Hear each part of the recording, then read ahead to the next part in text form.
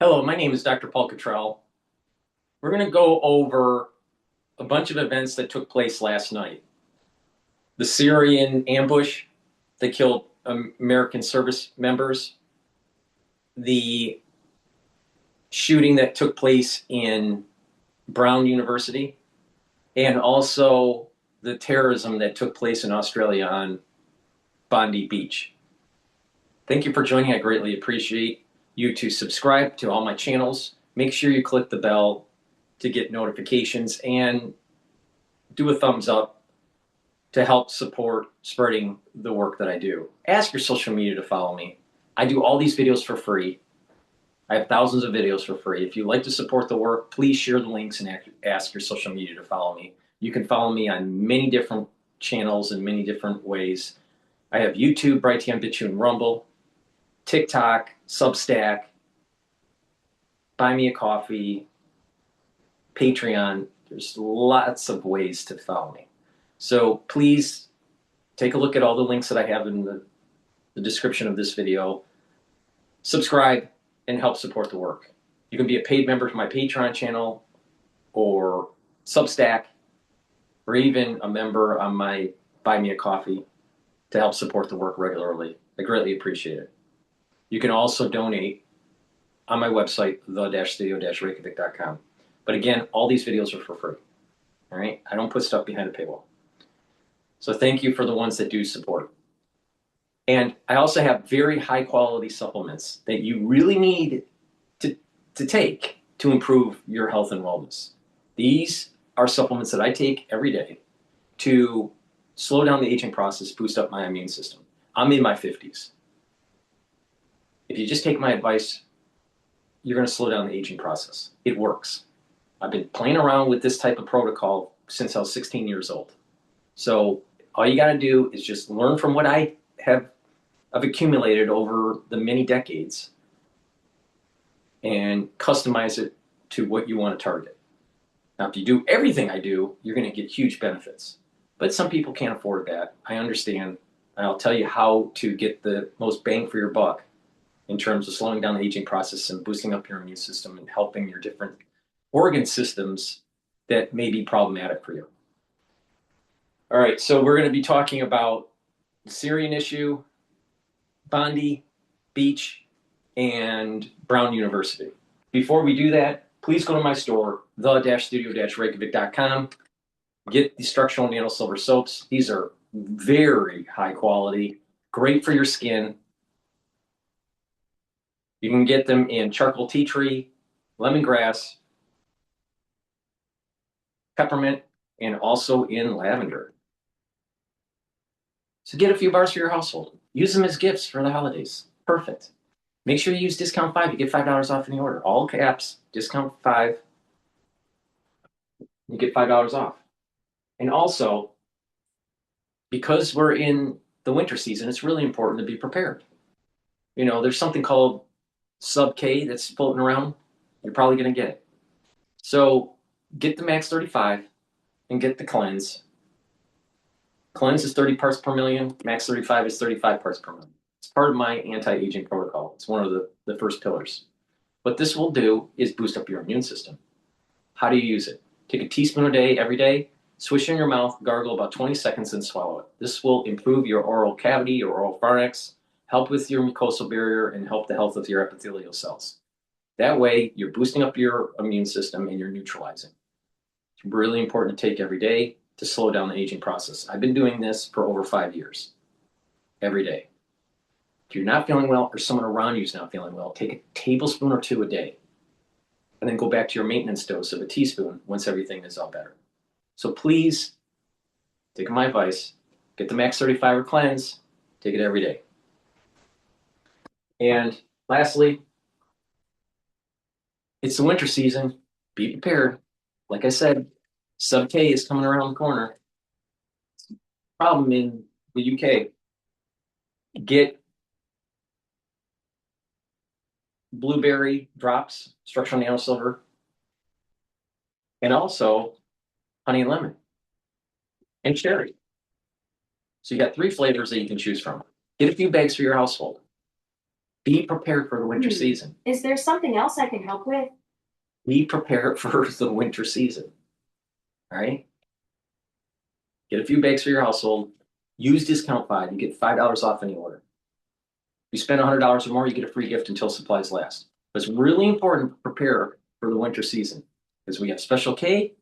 That's not special. Some Class K. That's around the corner here, and you also have problems with razor throat and other issues that are floating around. So it's just better to be prepared. Boost up that immune system. The moment you have that throat irritation, take them right away. If you're around someone that's not feeling well, take them prophylactically. All right, we're going to go to the Brown University shooting incident here. Oh, wait, no. I think that this is CNN. I think they're going to transition in this clip to the Bondi Beach. So I think we'll start with Bondi Beach.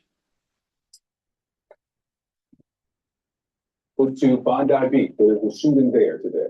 Cowardly act of terrifying violence is shocking and painful to see and represents some of our worst fears about terrorism in Sydney.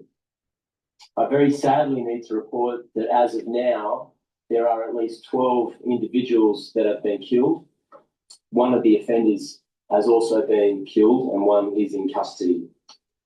This attack was designed to target Sydney's Jewish community on the first day of Hanukkah. What should have been a night of peace and joy celebrated in that community with families and supporters has been shattered by this horrifying, evil attack. Commissioner Lanyon will speak about the investigation and the police response, as well as the designation of this attack as a terrorism event in Sydney. I can assure the community it will be met with a massive, comprehensive police and public order response. Our heart bleeds for Australia's Jewish community tonight. I can only imagine the pain that they're feeling right now to see their loved ones killed as they celebrate this ancient holiday. It's a responsibility of all Australians to wrap their arms around Australia's Jewish community and help them get through this incredibly difficult period. This is a massive, complex, and just beginning investigation. It's just begun, and there are things that tonight we don't have the answers to.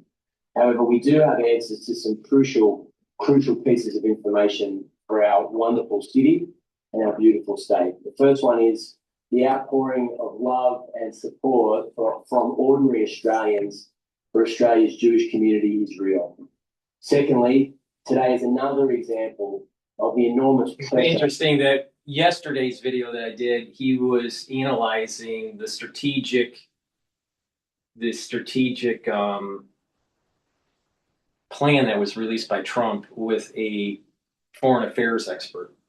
So that's I didn't realize he was the premier.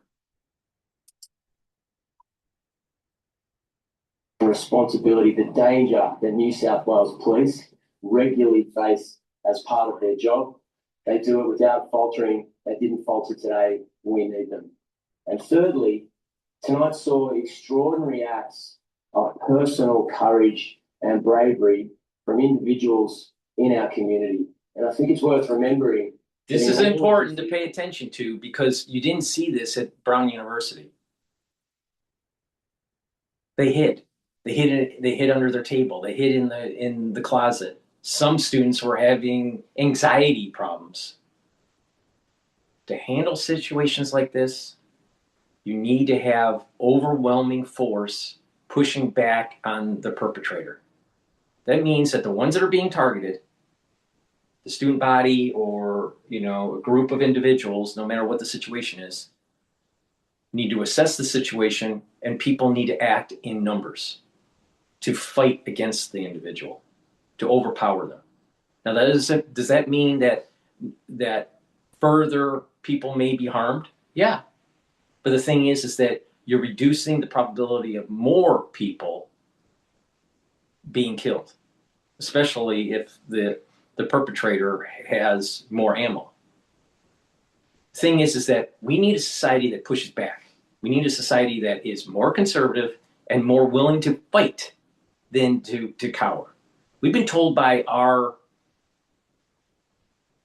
government officials, by the media, by even presidents of universities to just hide. Here's a situation in New South Wales. I guess that's where Bondi Beach is. That if you push back, you can actually save lives. That's what we need. That's what we need. And experts that we'll be playing today on the show will be stating the same thing that I just said. You need to push back. But there's too many people that are self-centered, that want to just protect their own life and not protect and be a sheepdog for the individuals that are in this situation. And the perpetrators, they know that you'll hide. They know that you won't fight back. And therefore, that's one of the impetuses that allows them to do this. That gives them the confidence to do it. But if you have a society that pushes back, then they stop. So we have this situation here where you had individuals that overpowered the perpetrator and stopped it cold. Take a look at Brown University. The person was able to escape. He's in custody now. He was able to escape from the building, and none of the students went and ran after him. Why? Because they were scared. They were self-centered. They believed in a system that is going to protect them, and the system never protects you, ever. You have a president at the university didn't even know what was going on, and didn't even bother to show up for the first meeting with the press. Right? It's crazy. It's crazy. Students today, especially in the Ivy League, need to have a stronger constitution with musculature, with kinematics, with fortitude, be more patriotic, take risks. Instead, what we have is students that know how to get a high SAT score, find ways to have some sort of mental disability so they get extra time on a test.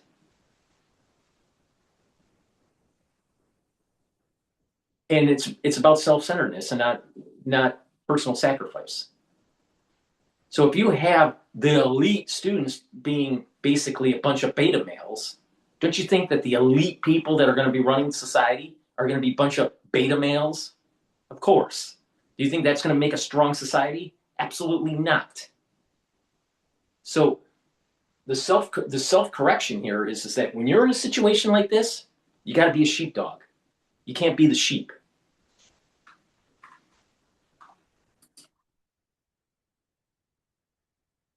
In all of this sadness, there are still wonderful, brave Australians that are prepared to risk their lives to help a complete stranger. Yeah? Exactly. Throw it as hard as you want. Go on. Watching it zip away feels like it might just keep going, right? Nope, here it comes. This thing's a total game. No? Yeah. But we'll do the compare and contrast. But you had a lot of you had a student body that's not willing to fight in Brown. Now, like, compare that. Do you think that something like that would happen at West Point? Do you think that some guy is going to walk into the engineering building and start shooting West Point graduates and get away with it? Maybe there needs to be a lesson learned here. A lesson learned that students don't hide under your desk, don't hide in the closet, stop whining that you have some sort of anxiety disorder, stop being selfish, and neutralize the enemy. Could you die? Yes. So what? least you did the right thing. No, you gotta hide. You gotta hide because your life is more important. Now compare this generation that's at Brown University to the greatest generation that actually stormed Normandy. Can you imagine these beta males storming Normandy today?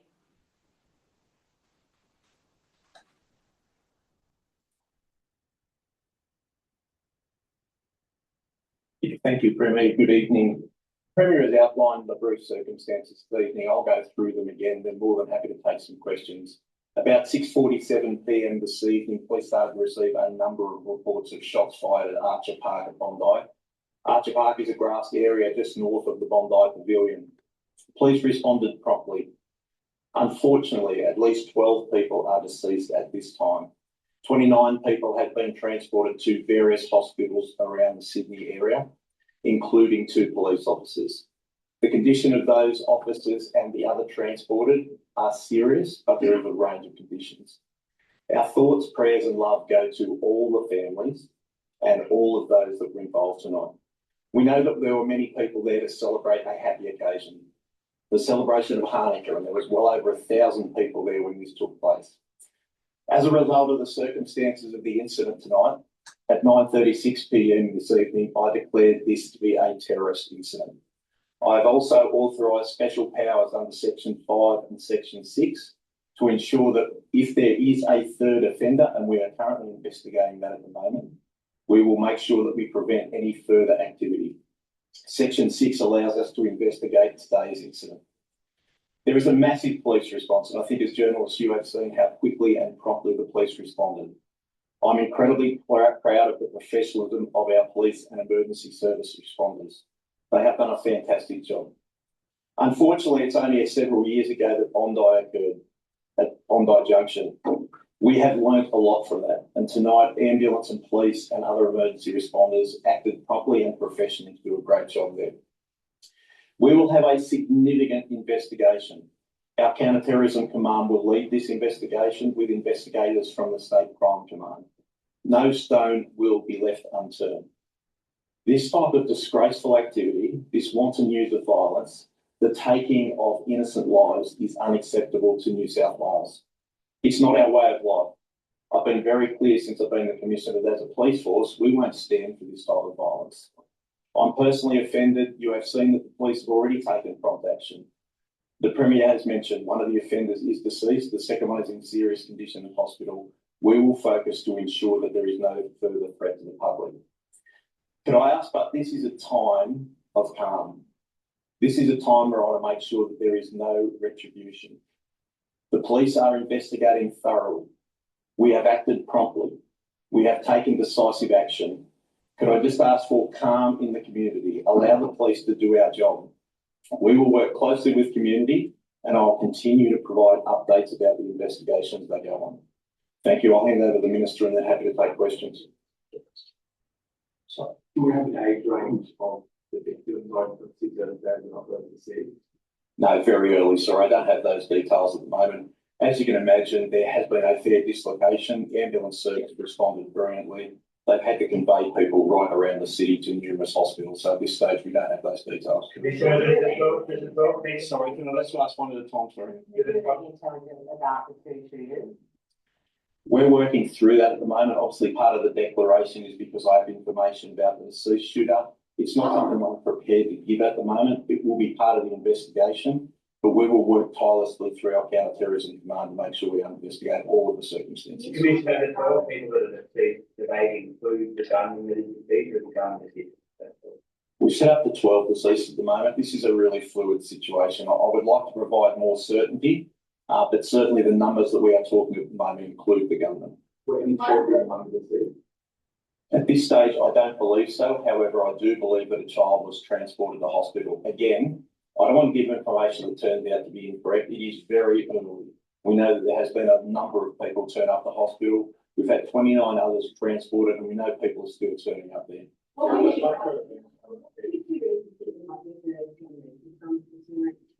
Unfortunately, in these sort of circumstances, we get information from a range of areas. We tend to be as safe as we possibly can so that we know that we have 2 definite offenders, but we want to make sure the community is safe. So we will run down this investigation.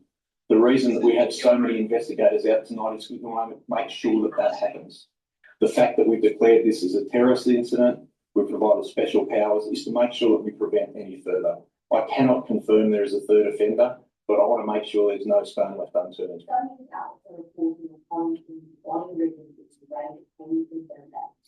No, I'm well aware on social media that an identity of a person believed to be one of the government has been circulated there. When I ask for calm, that is really important. This is not a time for retribution. This is a time to allow the police to do their duty. So police are responding to make sure that all of the community is safe. That is our role. What can you tell us about public order riots where officers raiding homes? Is that under right now? What I'd say to you is that we have police right around the city at the moment to make sure that all of the community is safe. I don't want to go into too much specific activity. Our job is to respond to intelligence we get, respond to information, but make sure the community is safe. So unashamedly, we do have a lot of public order and rights squad and other police out on the streets at the moment to make sure there is calm. This disgraceful act will not go unpunished. Sorry.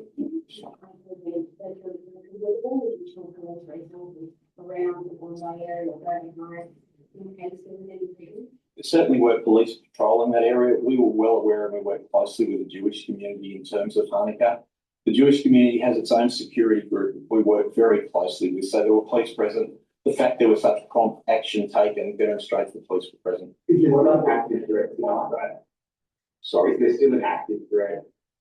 No, what I've said before is that we're aware definitely of 2 offenders at the moment. One of those is deceased, one is in the hospital at the moment.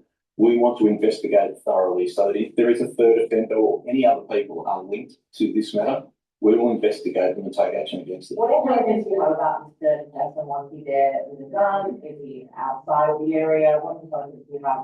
I think people need calm and worry that there's someone on the run still. It's way too early to give that information. The community can be very reassured that the police responded quickly. The police have responded in numbers. We have a significant investigation underway at the moment. We will be following all people linked to those gunmen that we know, and we'll take action to keep the community safe. The community can rest assured that the police will take positive action to keep them safe. What weapons were used and were they thought to destroy? What can you tell us about this improvised explosive device? It's way too early to give any description of the firearms other than to say that they were long arms. Where they came from, their background, how they came to be in possession of the offenders, it's too early to say. As part of the investigation and shortly after the shooting occurred, police located a vehicle in Campbell Parade at Bondi, which we believe has several improvised explosive devices. We have our rescue bomb disposal unit there at the moment working on that. What is the latest on that? It's still underway at the moment. It's too early to say that. As I said, we've got our rescue and bomb disposal unit there. They will take the appropriate action. They're experts in their field. Were either of the 2 individuals deceased and the one in custody known to authorities before the season? Only little on the offender that's deceased at the moment. I won't go into their background. That's obviously part of the investigation. Certainly form part of my consideration as whether to consider this to be a terrorist event. Were the gunmen licensed to hold firearms? Whether they were going to anger or It's too early in that investigation. Why did you declare it terrorist? There was a range of circumstances. Obviously, the fact that it's the first day of Hanukkah, the types of weapons, the offenders, some of the other items we found at the scene. As I said, we have found an improvised explosive device in the car, which is linked to the deceased offender. So there's a range of circumstances, and obviously the Jewish community has a right to feel safe. We will take serious action. Commissioner, you knew about the gun that was deceased. How did you miss this attack? No. I don't even think that's a reasonable question. What I said is that we are aware of the person. That does not mean there was any specific threat posed by that person. If the police had had intelligence that there was a risk to the community or to this event, we would have taken significant action. This is a tragic event. This is not the time to be pointing the finger. There will be a thorough investigation. My main focus is to make sure that the community feels safe and know that the police are there to support them and keep them safe. Commissioner, how can 2 people with guns, improvised explosive devices in a car, organise something like this with a 3rd person and police do not know that it's coming? Well, I think if you think about this, This banana peel isn't garbage. It's a resource because I have a mill of food recycling. It's a real positive choice I can make every day at lunch and at dinner or when I find. Well, I think if you think about the size of the community here, our police do a fantastic job. Day in, day out, you see the work that we do to prevent crimes happening. We need intelligence to actually do that. As I said, the person that we know has very, very little knowledge to the police. So he's not someone that we would have automatically been looking at this time. What can you tell us about two police officers who have their ranks and anyone at their hand in state? I wouldn't want to provide those details at the moment. We're obviously got next of kin coming down. Their loved ones will be with them. I want to make sure that they have some time and peace before we do. It's too early to provide that information. Do you have a condition report at all? Serious, verging on critical, and both are in surgery on top. I can't confirm that, sorry. This is not a lot of the Premier. Have you spoken to the Prime Minister, and is there any indication the national terror threat level is raised? I have spoken to the Prime Minister. I'll leave that up to him to inform the public of. But he offered all the support to New South Wales, and we both reflected on how shocking and terrifying this evil attack was. Look, I understand that. This is a shocking event. It's not common in Australia, and it's all the more shocking because of that. What I can say is that there will be a comprehensive police response. Anything New South Wales Police needs in terms of resources, we will provide them. If there's changes that need to be made, we will do that immediately. I mean, we need to be in a situation where we're sending a clear and unambiguous message to the Jewish community, in fact, every Australian that lives in the state, that these horrible acts of violence will never be tolerated, and anyone who perpetrates them, we will throw the book at. Anyone who's thinking about it will be thoroughly investigated. This is a terrible night for Sydney, but I think it's important to say we can't let these evil people divide Australia up. We need to be in a situation where, as shocking as this is, there are still wonderful people in the Bondi community right throughout New South Wales. That's what these terrorists want. They want Australians divided and at each other's throats, and we can't let that happen. In fact, we won't let that happen. Premier, at least 50% of Ukraine have worked together to organise a mass shooting event with shotguns at Bondi Beach. There's been hiding these in a car planted nearby. Further to what I asked the Commissioner, has there been a failure here? Has there been a failure in intelligence or policing? Look, I mean, I think in the circumstances, it's reasonable that both the government and the police conduct an investigation. There will be, of course, a full inquiry. But when you're looking at several hours after this horrifying event, it's important that police focus on community safety right now and ensuring that the immediate vicinity is locked down, that the public, those who've been injured, are transported to hospital, and that there's not an immediate ongoing threat. There'll be plenty of times for a thorough investigation, and I can assure the public that that will take place. But we need to let the police do their job tonight. I mean, is there any analysis to be shared from the Australian Federal Police? I'm not going to get into that. Or is there any information to the motive of the event beyond it being terrorism? No, I mean, the fact that it was the first day of Hanukkah, that there were Jewish families celebrating as a community in Bondi. It's shocking and terrible and self-evidently a terrorist act. So here we have many dead, but we had an individual or individuals that came in and tried and did neutralize the terrorist. That's what the lesson learned here is. You need to not be afraid, and you need to neutralize the perpetrator. All right. With that, let's listen into the Brown University incident. Hi, hello. I'm Marty Taxler, and my 5-volume series can help you unlock your hidden tax credit. This is the CNN. I want to go to ABC. They were interviewing one of the students. All right, let's listen in here. And this is going to, I'll be able to I'm going to go give ahead you and bring in Ref The Bar. reason why I have student here my at the university, opinion. and Ref, I understand that you were in the building or nearby as you heard the shots ring out. Yeah, the shots rang out behind me. So I was in Barrison Hallway, the physics and engineering building, and yeah, it happened all behind me. And what did you hear? What did you see? And what was going through your mind at the time? Now, engineering student, does he look like he has a very strong musculature, athletic ability? No, not even close. See, students today need to start having an ideal that was very Romanesque or Greek ideal, and that is the body and the mind. Not just the mind, not just the body, not just the stupid jock, not just an egghead student, the body and the mind. All right? But universities today aren't doing that. They used to, but not anymore. So you have a weak student here. All right? So the Constitution is weak.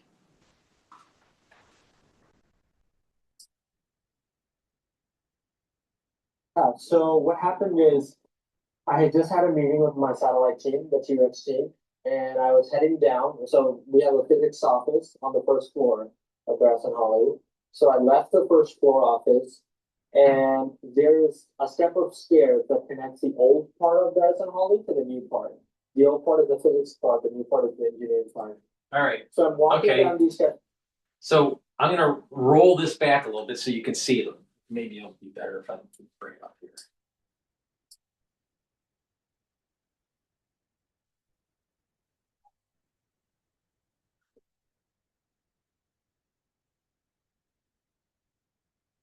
Okay, so you can see this. Okay, I'm going to be focused on these pictures here. All the students are on their fucking cell phone. All of them. They're lined up, crouched under, behind cubicles and stuff. All right? All of them are. They're crouched down and they're all on, texting mommy or doing TikTok or whatever. Why didn't they use these cell phones to actually throw at the perpetrator? Why? Look at all these students. Look at all these students. They're just cowered.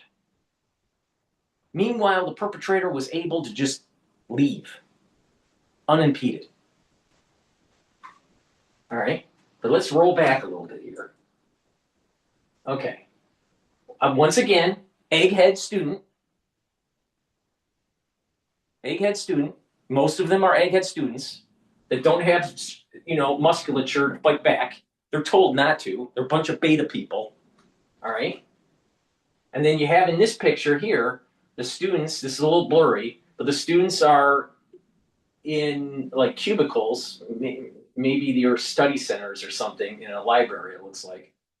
And they're ducked down. Okay? All of them are on their cell phone. Here you can see that they're on their cell phone. If you are so addicted to your cell phone that someone can take advantage of you like this, there's a problem. And when you don't realize that you can use this as a weapon to subdue the perpetrator, you're an idiot, especially if you're an engineering student. See? Weak students. And when you show weakness, then there are people that will take advantage of you. This is in the hallway. People are standing. Every single one of them has a cell phone. Now, it looks like there's a police officer at the very end, or maybe a security guard at the very end of the hallway. So this is probably several minutes, if not tens of minutes after the actual shooting. Now I'm looking at these students. They don't look like they're that strong. Bunch of eggheads. This is what we're producing at the elite institutions? A bunch of beta people that were cower? You got to fight back. What did we see in Bondi Beach? They fought back. They subdued. The guy took the gun away from him, took the rifle away from him, and aimed it at him. You see that with these students? No.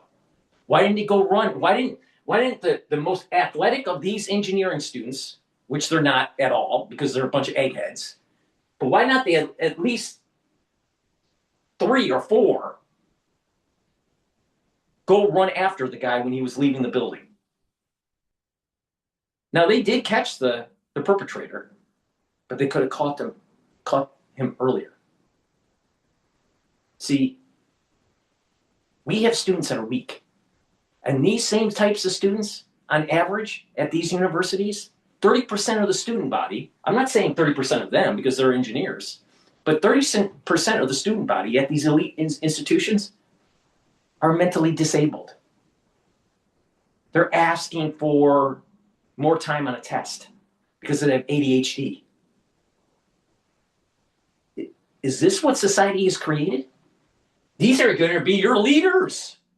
These are going to be the ones that are going to be running your towns and running your businesses. If we don't embrace that ethic of body and mind, you're going to have a weak society.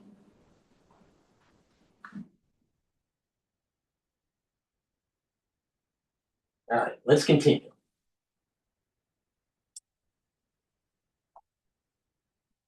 I had just had a meeting with my satellite team, the T-Rex team, and I was heading down. So we have a physics office on the first floor of Garrison Hollow.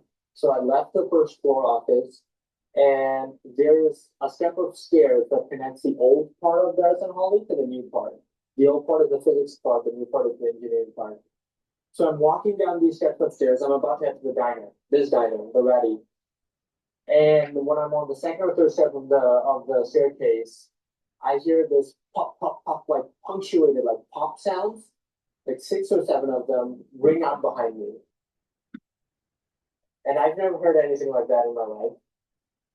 So the first. Did you instantly know that it was gunfire, or you thought maybe it was something else? No, I thought, okay, you have no idea that, this thing is real in the moment, right? There's no kind of fact check in real life. I glanced behind me very quickly, and the lobby of Garrison Holly was empty, or so it seemed. So I thought, okay, maybe I'm tripping. In front of me, the ERC, the commons area of Garrison Holly is full with about 100 students. Everyone is prepping for final exams, final projects. So I'm thinking in that split second, okay, maybe I misheard something.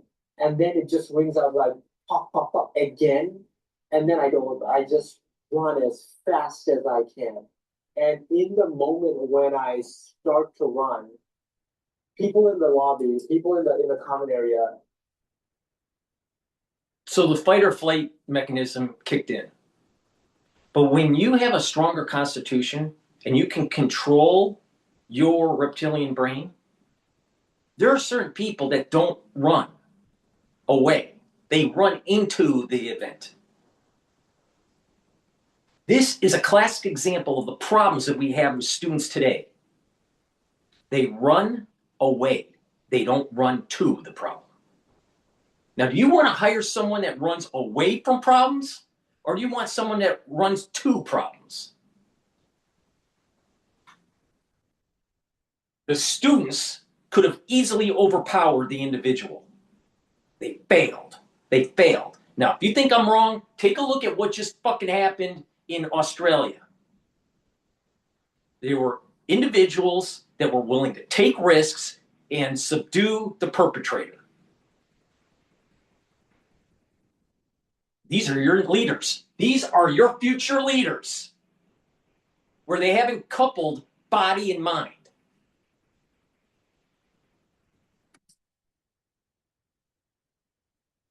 At first, when people start taking out their headphones, people are initially confused. At the moment I start running, there's 5 or 6 others running at the same time. And then there's just massive, nobody says anything. There's no Was it kind of. a herd? It's a herd effect. Rushing to the doors. Describe what that was like. So- We're looking at some video right here of people who were hunkering down in the classrooms. Yeah. Describe those moments. So the ERC, the commons area of Barrison Hall, has 2 exits. So imagine 100 kids. What should have happened was these students should, when they start hearing pop, pop, pop, all right, you go down, you try to assess. Some of the guys, because there were males and females in this co-education environment, the males should have said, Johnny, or or whoever, we're gonna get up and we're gonna hunt them down. Who's with me? No, none of these fuckers did that. None of them, because they're weak. They're fucking weak. And this is why this happens all the time. Because if you had a situation, you had a society that says, we're going to push back on these people that are the perpetrators. If we had a society that pushed back on them, they would stop. They would stop. But because we have a bunch of beta males in these schools, they're taken advantage of. Why weren't there at least 3 males that said, we're going to hunt him down? Why? I'll tell you why. Because you have a student body that hasn't coupled the body and mind, so they're weak. You have their parents that have coddled them their whole fucking life, and you have an administration at the university that says hide.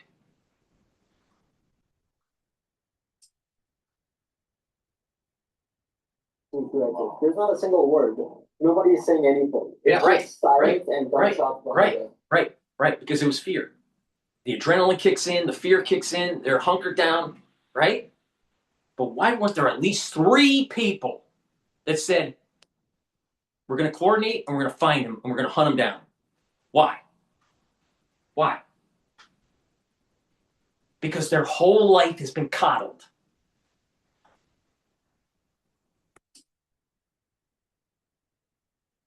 And so I run out through the left exit, and everyone is just running behind. Right. Uh, Right. Why weren't they smart enough to go outside and wait to see if the perpetrator leaves and then hunt him down? The perpetrator should have been killed by the students. That's the point I'm making. Why didn't they have that sense of urgency? Why didn't they have that sense of, we will protect our herd? Because they can't. They can't. Because the system has beat it out of them, and all of a sudden you have a bunch of beta males that are a bunch of eggheads that can't fight for their country.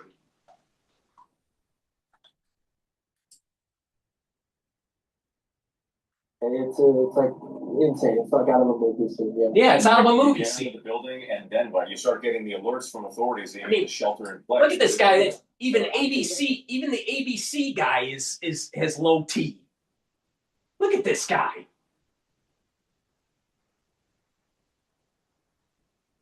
What the hell is wrong with this country? You look at that. You snapshot it and then compare it to the greatest generation. And now you know why our country is run by a bunch of idiots. All I heard was, I ran. I was scared. That's all I hear from this kid. Out of hundreds of students, you couldn't find 3 alpha males to hunt the fucker down? What the hell is wrong with these kids?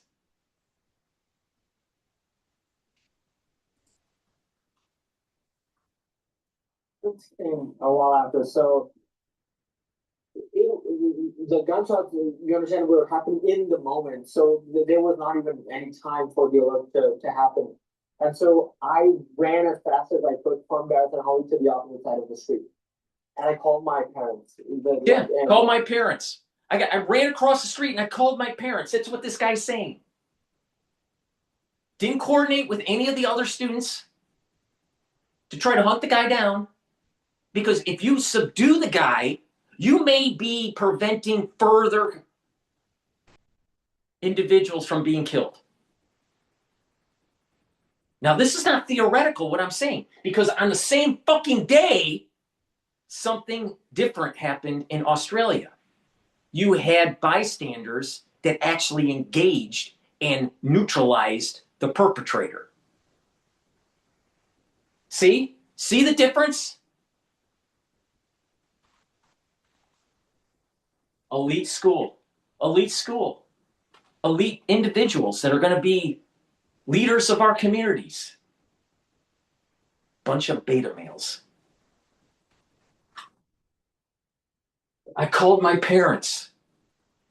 What he should have done was not call your parents. You should have coordinated with your classmates in that building and hunted the guy down. Anything less than that is unacceptable. Oh, that might have hurt the student. But that is the self-sacrifice to protect the herd. Oh, now we're getting to the root cause of the problem. It's about egoism. His life is more important than other people's lives. Bullshit. It's bullshit. That's what it is. Blame the parents, blame the school system, and blame society that keeps on saying they're going to protect you. Now let's go back. Let's go back to 9/11. All right? And when you had the passengers overrun the cockpit,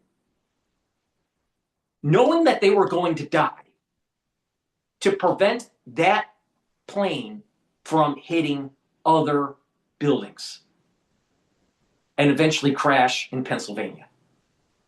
That's what I'm talking about. That's how you protect the herd. Would he do that? Of course not, because he's a fucking pussy.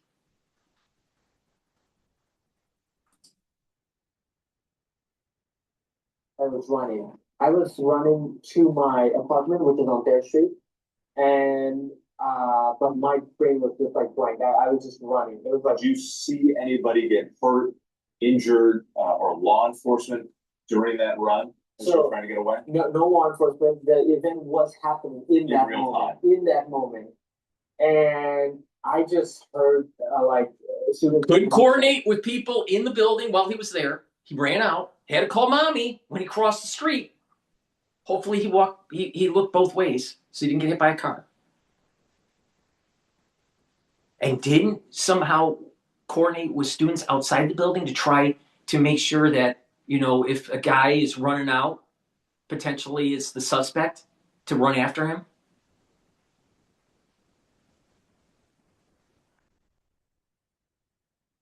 See my point? This is the big difference between Rhode Island, Providence, Ivy League education, and a Hanukkah party in Australia. The Hanukkah party in Australia, the people that were there, they neutralized the individual. Elite education and a bunch of pussies. Couldn't think through the problem. He's an engineer. Couldn't think through the problem. He's in the building. He couldn't coordinate with other males to neutralize the perpetrator. They could have saved more lives. Could they have been harmed? Yes, but that's part of being a sheepdog. I have zero respect for this guy. Zero. Like that much. Zero.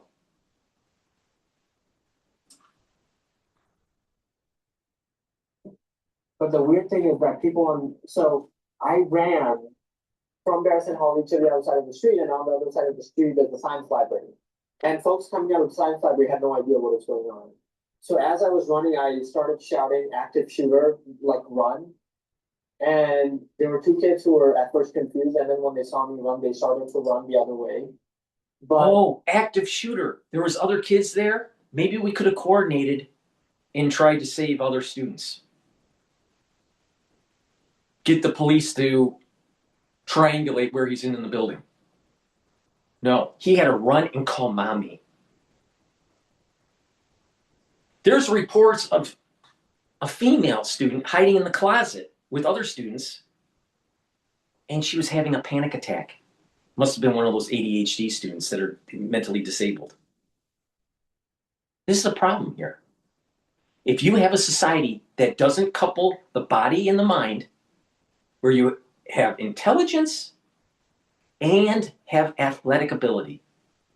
Now, you don't have to be a football star, but at least have some athletic ability, build some strength. I mean, dude, this guy's an egghead, all right?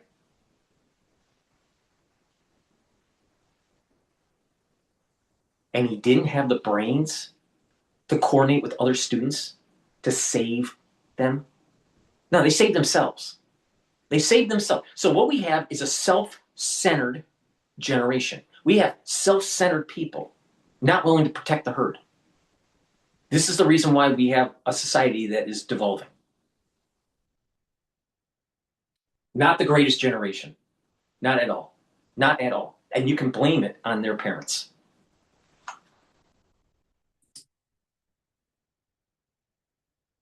Well, on near Starbucks, so on the other side of the science library, like where I was running on Hill Street, everyone was just normal. Nobody knows what's going on. Forgive me, we're running out of time here, but I just want to ask you. So some people would say, well, he did the right thing. He ran and called mommy because he protected himself. And, he didn't die. He didn't take the risk of neutralizing the perpetrator. It was in his building. He could have coordinated with other students, but instead they ran. But they saved their lives. Now, well, wait a minute here. Think about the great opportunities you have economically and the safety you have based on the sacrifice of others. Do you deserve it? Does he deserve the freedoms that he has? What about the people that lost their lives to maintain constitutional freedoms, to maintain peace and security? He runs. He runs. So you can tell the ethos of someone. Do they run into the fire or do they run away from the fire? And most people run away. And there's the problem. So let me get this straight. He deserves his constitutional freedoms? He deserves to be at an elite institution? Where's the self-sacrifice? Ain't there. Because mommy and daddy programmed it out of him. Being a sheepdog for males, it's hardwired. You got to be taught not to be a sheepdog.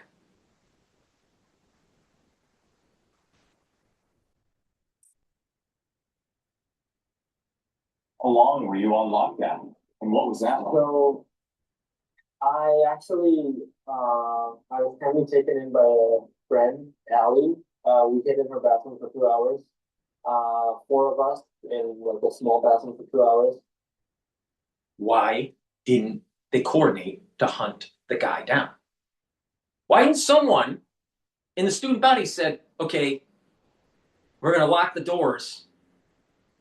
We're going to lock the doors in the hallways or in the building and try to capture the individual or get him cornered in the building a certain way so the police can come in.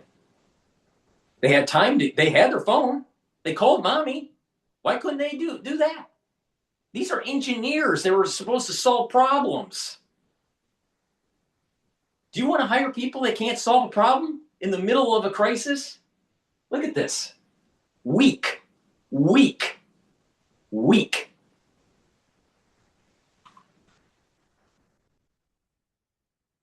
Running away and hiding is not, did it save his life? Yeah. But you juxtapose that with the juxtaposition of this with what happened in Bondi Beach. You take out the guy. You take out the perpetrator. You hunt him down. These students should have killed the individual. This student should have coordinated with other students, hunted down the perpetrator, and killed him. That's what they should have done. No, they're too worried about that. Oh, they might hurt them. Self-centered. Doesn't want to protect the herd. Hide in a bathroom. Bullshit, that's what it is.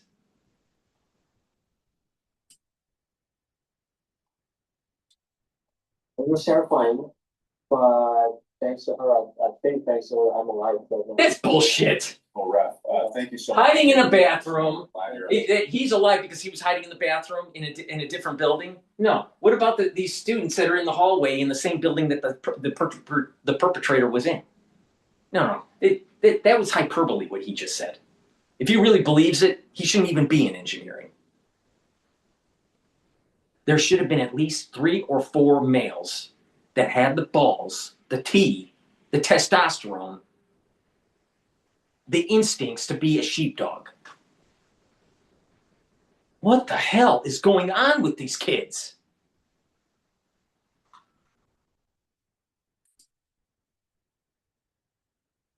Okay, and of course, our thoughts with you and the entire community. Yeah, thank you, We Rick. appreciate Thank it. you. All right. No. These students, The new bearskin hoodie they should have coordinated, hunted the guy down, hunted the perpetrator down and kill him. No, but they're a bunch of eggheads. They haven't coupled body and mind. Elite institution that should have tentacles to to what was working during the Roman Empire and the Greek Empire. No, we got the American Empire that's beta male now.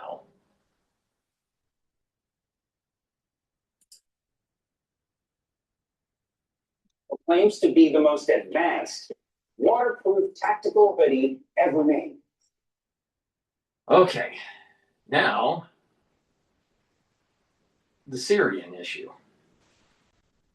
Let's play that. But before we do, let's do a commercial. It's really important to start realizing that our society is weak and we need to strengthen up. When you have 30% of the student body at elite schools claiming mental disability to game the system to get extra time on tests, when you have a student body that literally hides under the table when the going gets tough, you got a problem there. You got a real problem. All right. Please go to my store, the-studio-reykjavik.com. Get the deodorants because you never know when you're going to be in an incident where you're going to be perspirating. All right. Get the peppermint, lavender, and tea tree or the citrus. This is for males and females. Take it every day. Use it as a daily deodorant, but it'll also help to improve your immune system and your endocrine system because it detoxifies your body. When you're detoxifying your body regularly, your body will perform better. Get a few bars for your household. It's for males and females. Please go to my store, the-studio-reykjavik.com. Get the deodorants. They're dual purpose, and they're made from essential oils from the Himalayas. Very high quality ingredients. Get the vitamin C and magnesium. Boost up that immune system. Help with your skin. And also help with your brain function so you're not a retard from Brown University. And magnesium and zinc helps with brain function and boosts up that immune system. Stack them together. This is really important to do every day as an anti-aging protocol to boost up that immune system, but especially during the winter season. Because guess what? Things are floating around and a big part of the society is getting it. So you need to pay attention to K, you need to pay attention to razor throat, you need to pay attention to a lot of stuff. Boost the immune system. Now, take Myotrol. Build muscle. Be a sheepdog. Myotrol will help with the gene expression to build muscle and to maintain muscle. This is great if you're 40 years of age or older to maintain muscle and prevent atrophy. It will also help with the health of the mitochondria to boost up energy levels to be able to build and maintain muscle. You can also use this if you're an athlete, younger or older, to help build muscle. This stacks really well with gladiator barley. Do some resistance training, take the Myotrol every day, and guess what? You're going to be healthier. Make sure you do back muscles to improve your lymphatic flow, your venous return flow, and to improve the density of your vertebrae. And good night formula. By having good sleep regularly, you're slowing down the aging process. This has tryptophan, melatonin, GABA, and passion flower. This will help to consolidate memory, detoxify your central nervous system, and you'll be well rested when you wake up. This will help get into those 3 to 5 cycles of deep sleep and REM sleep that you need to slow down the aging process. Take this every day.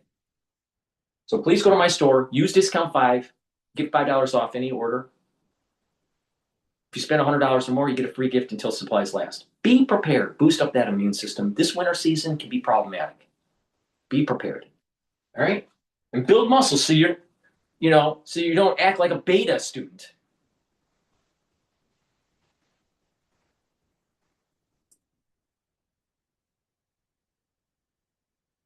Show your daughter how much you love her with this beautiful gift. It says, to my daughter, never forget that I love you forever.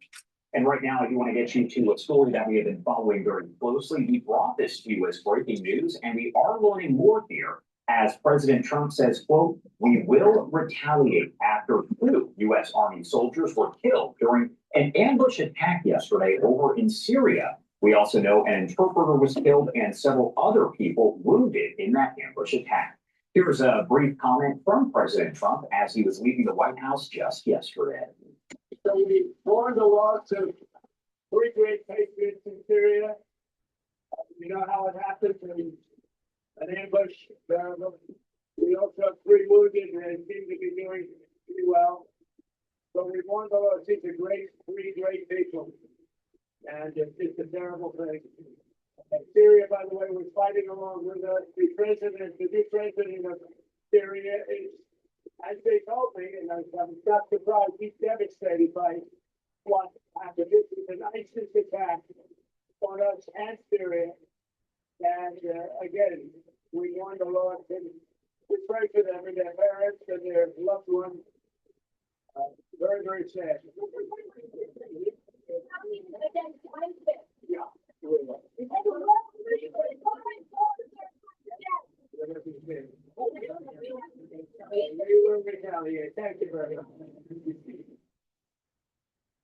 See, we got a president here that says we're going to be retaliating. That's called an alpha male.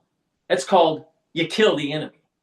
All right? And maybe our students at our elite institutions, back in the day, like the 1940s and earlier, students actually had balls and they actually were willing to have self-sacrifice. Today's students don't do that. Everyone wants to be a tech bro. Everything's coddled. Very few people have that fortitude for self-sacrifice. What's wrong with these people now? A weak nation is coming around the corner called the American Empire because we have, quote, elite students that have low T and run when there's a problem. You engage, you kill the enemy.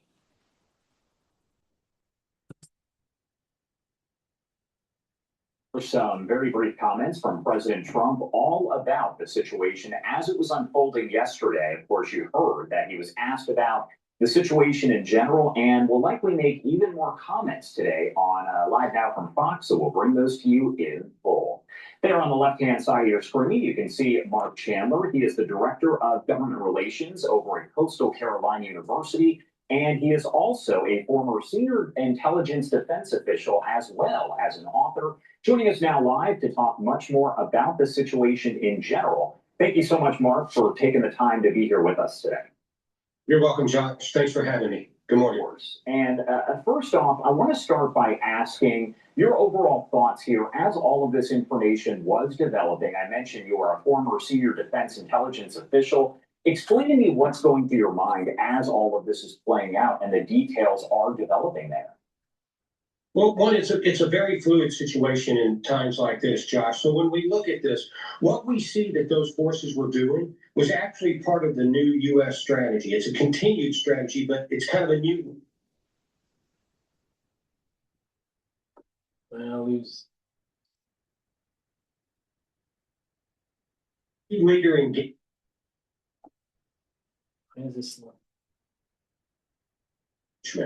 And when we talk about Let me that, roll it that's back. where we have U.S. forces and trying to partner with the Syrian forces. This patrol was on its way to a key, what we call a key leader engagement. And when we talk about that, that's where we have U.S. forces partnering with host nation forces. In this case, it was Syrian forces in Palmyra.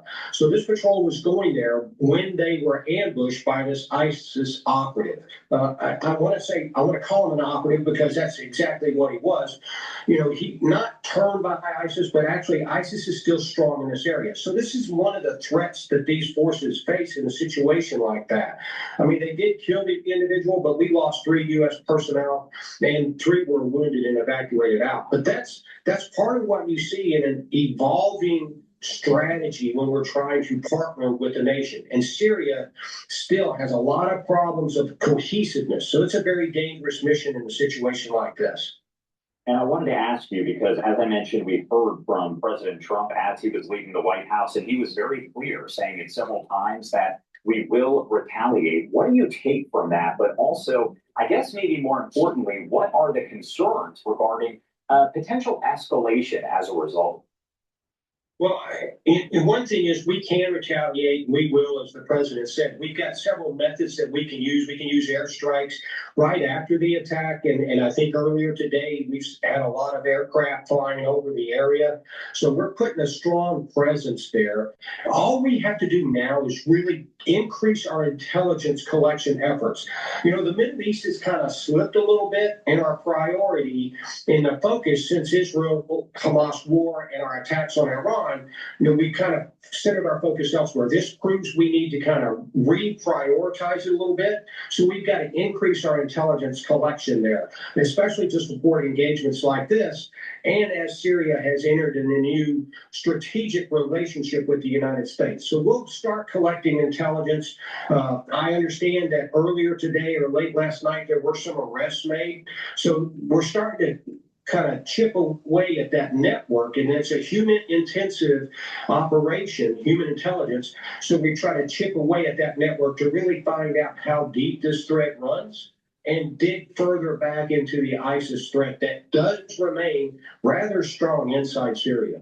That was going to be my next question here. We know that ISIS has essentially taken responsibility for this attack. It was just hours afterward that we did hear about all of this. And I wanted to ask what kind of actors, so to speak, have the capabilities to carry out an attack like this? And also, I mean, is there any precedent for a situation like this?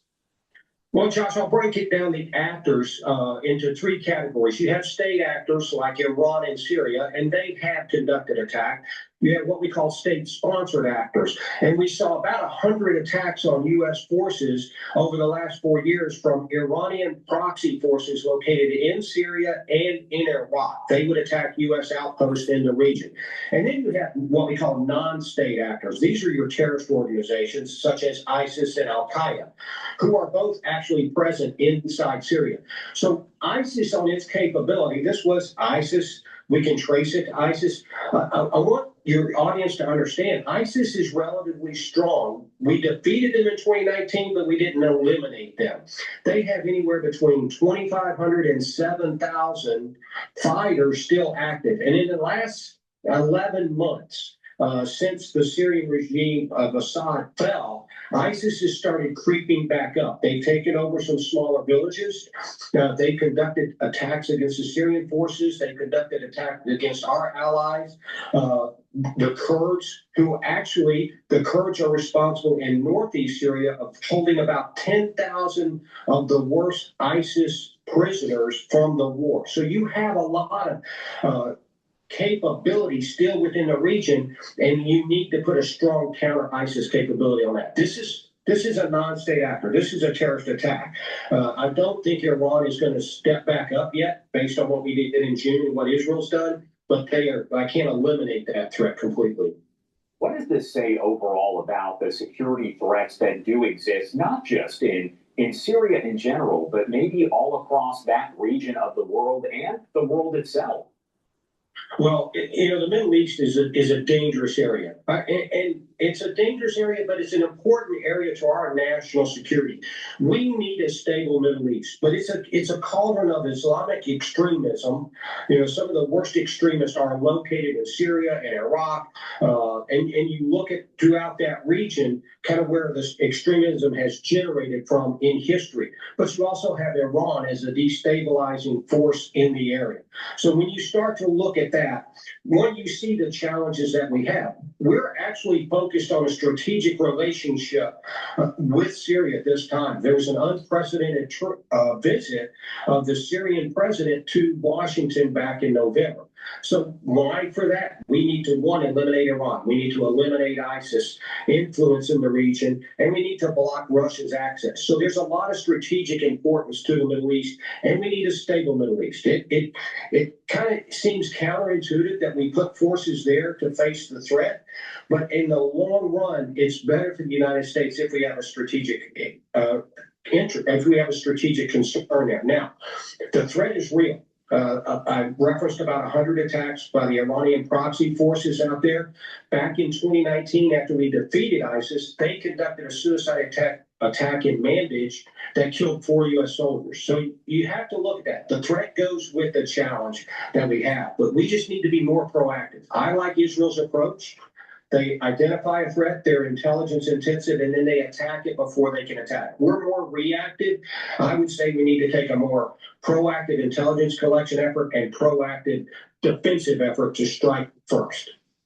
What do we need to be watching for here as all of this develops over the next several hours and days? What should folks out there be watching for in general? Well, I think right now we need to look. Did you know you could be entitled to a 5 or 6 figure payout if you suffered a serious injury at work, like a broken bone, torn tendon, or needed surgery? Yes. Well, I think right now we need to look at the Syrian government's response. If they are serious in partnering with us, they need to step up and start to consolidate some capability that pushes back on ISIS. This is kind of a no man's land in the Palmyra area, but there are also other areas in Syria just like this. So they need to come to the table. We need to have a strong intelligence collection effort by the United States. You won't see that, but you'll see the outcome of that when we conduct some airstrikes. We need to uncover this network and start to attack it a little bit more deliberately like we did when ISIS was at its peak. So we'll start to work on that. Now, as much as I hate to say this, Josh, I have to bring this home a little bit. This is supposed to be a happy and joyous season. Hanukkah starts at sundown today in the United States. We saw what happened at Bondi Beach in Australia at their Hanukkah celebration. We have to be on alert. Christmas is in 11 days. New Year's is right after that. We have to be on alert. A year ago, there was the ISIS attack in New Orleans. So I have to implore us, even during this joyous season, this happy holiday season, that we at home need to be on alert. If we see something, if we suspect something, we have to say something. We have to be vigilant, even during this time of celebration. Very true. Mark Chandler, thank you so much for taking the time to be here with us. Anything we missed, anything you want to make sure to add here before I let you go?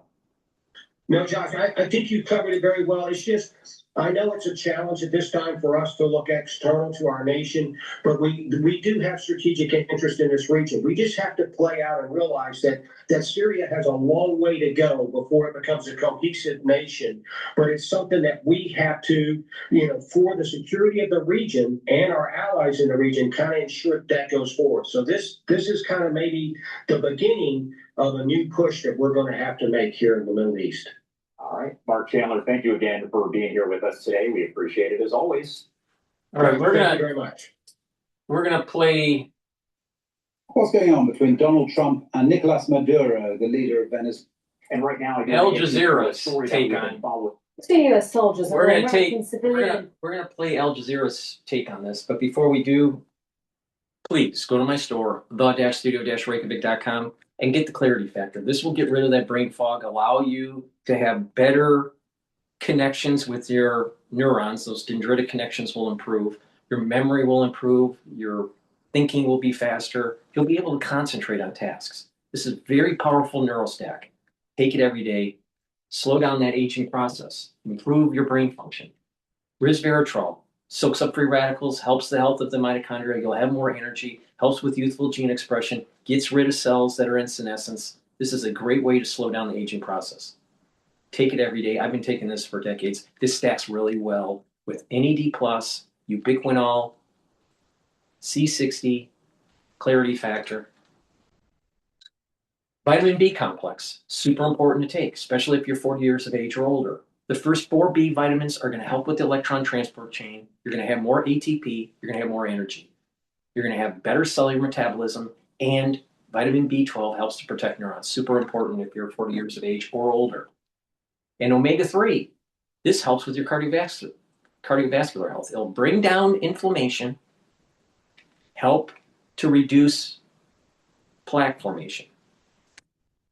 When you're bringing down inflammation and you're controlling your lipid profile by lowering your LDL and increasing your HDL levels, you're reducing the concentrations of oxidized LDL.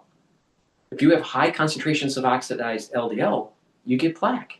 That's bad. You want to control that. Omega-3 will help with your cardiovascular health, but it will also help to reduce the stickiness of your red blood cells to prevent overclotting. So there's an added benefit. And do some cardio training, some resistance training, eating properly, drinking filtered water. These are all synergistic to slowing down the aging process and improving your cardiovascular health. So please go to my store, use discount 5, all caps, discount the number 5, you get $5 off. If you spend $100 or more, you get a free gift until supplies last. Get the omega-3, the vitamin B complex, the resveratrol, and the clarity factor. That's a pretty powerful stack. Neural stack with the clarity factor, slowing down the aging process and improving youthful gene expression with the resveratrol. Vitamin B complex will improve your cellular metabolism and protect neurons. And the omega-3 is going to help with your cardiovascular health. That's a powerful stack right there. Please go to my store, take my advice, do this on a regular basis, and slow down the aging process.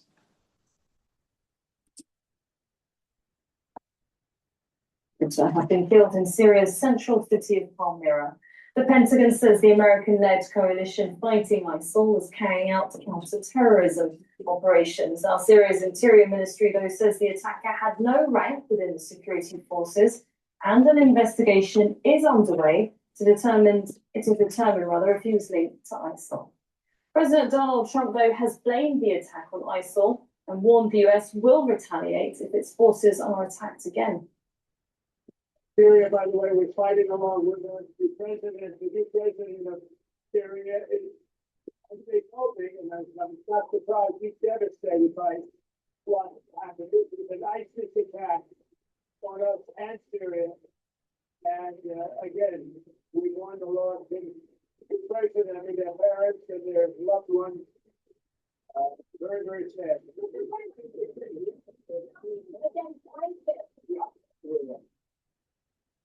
Joining us from Erbil in Iraq is Miles Kaggins. He is a retired US Army colonel and former spokesperson for the coalition to defeat ISIS in Iraq and Syria, and also a senior non-resident fellow at the New Lines Institute. Thank you for speaking to us here at Al Jazeera. Now, we are getting conflicting messages, as we just heard there. US on the one hand saying it believes that this is an ISIL attack, while Syria using a more cautious language, if you like, saying that an investigation is taking place.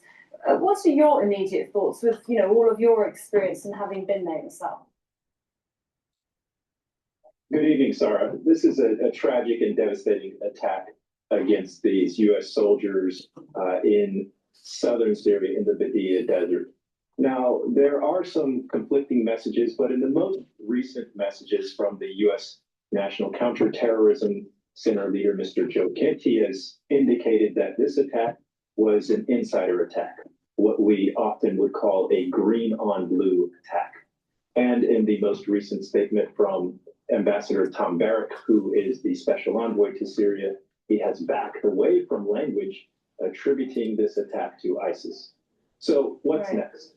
We have seen the U.S. Air Force conducting a show of force by dropping flares around the city of Palmyra. But in reality, this attack is over. The attacker has been killed, and we must move to the next steps.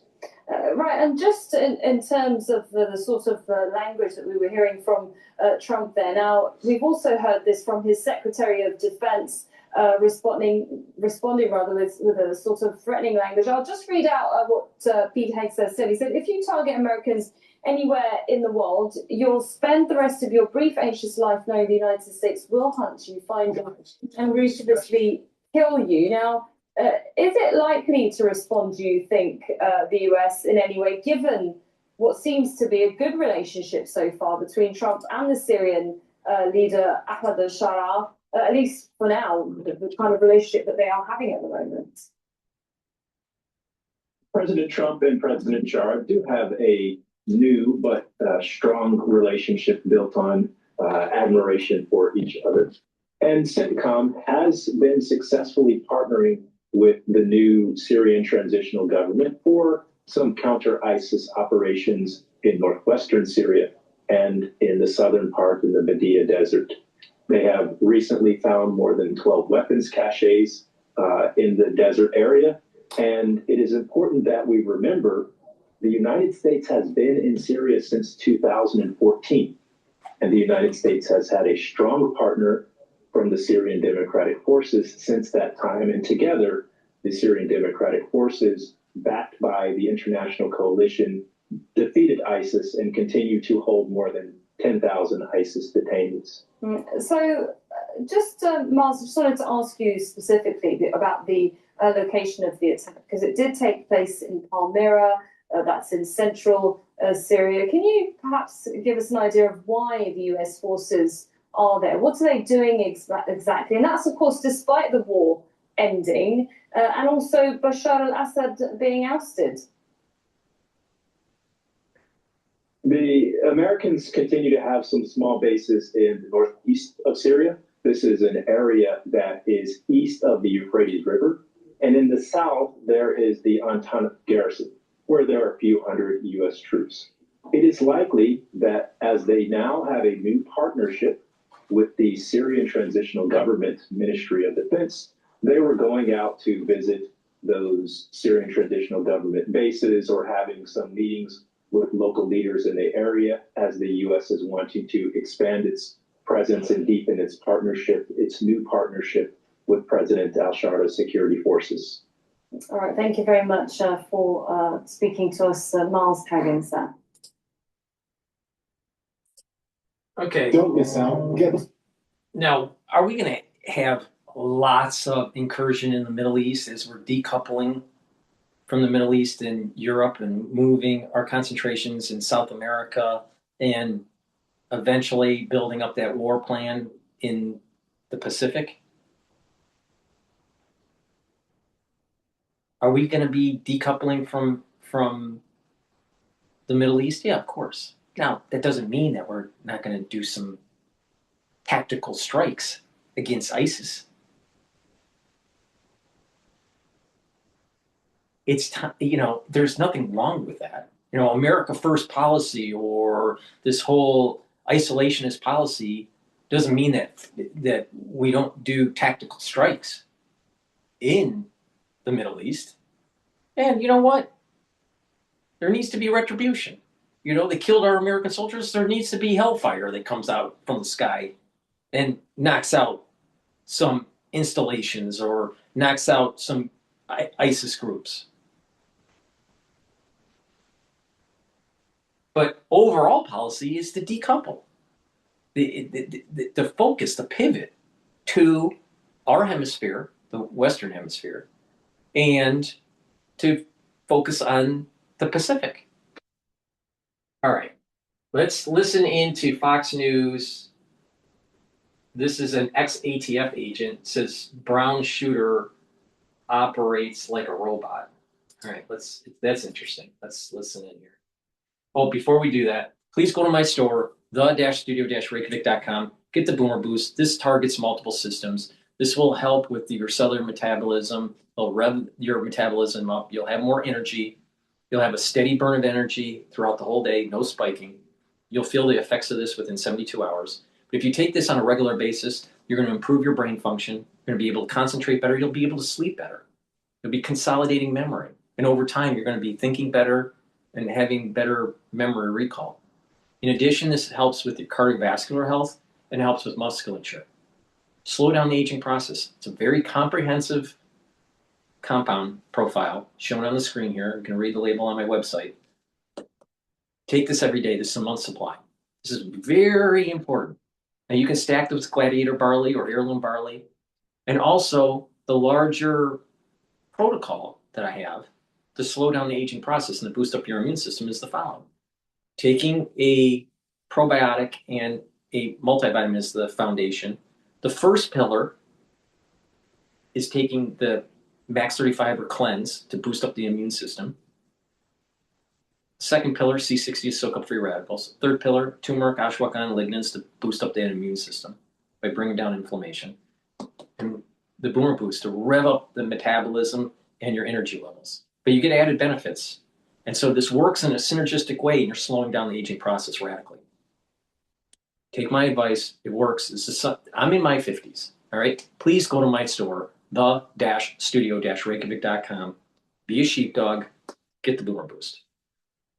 And by the way, that foundation I was talking about with the protocol, the probiotic, and the multivitamin. The multivitamin is easy to digest, and you have the multivitamins that you need for proper enzymatic activity, so your cells perform properly and your tissues perform properly.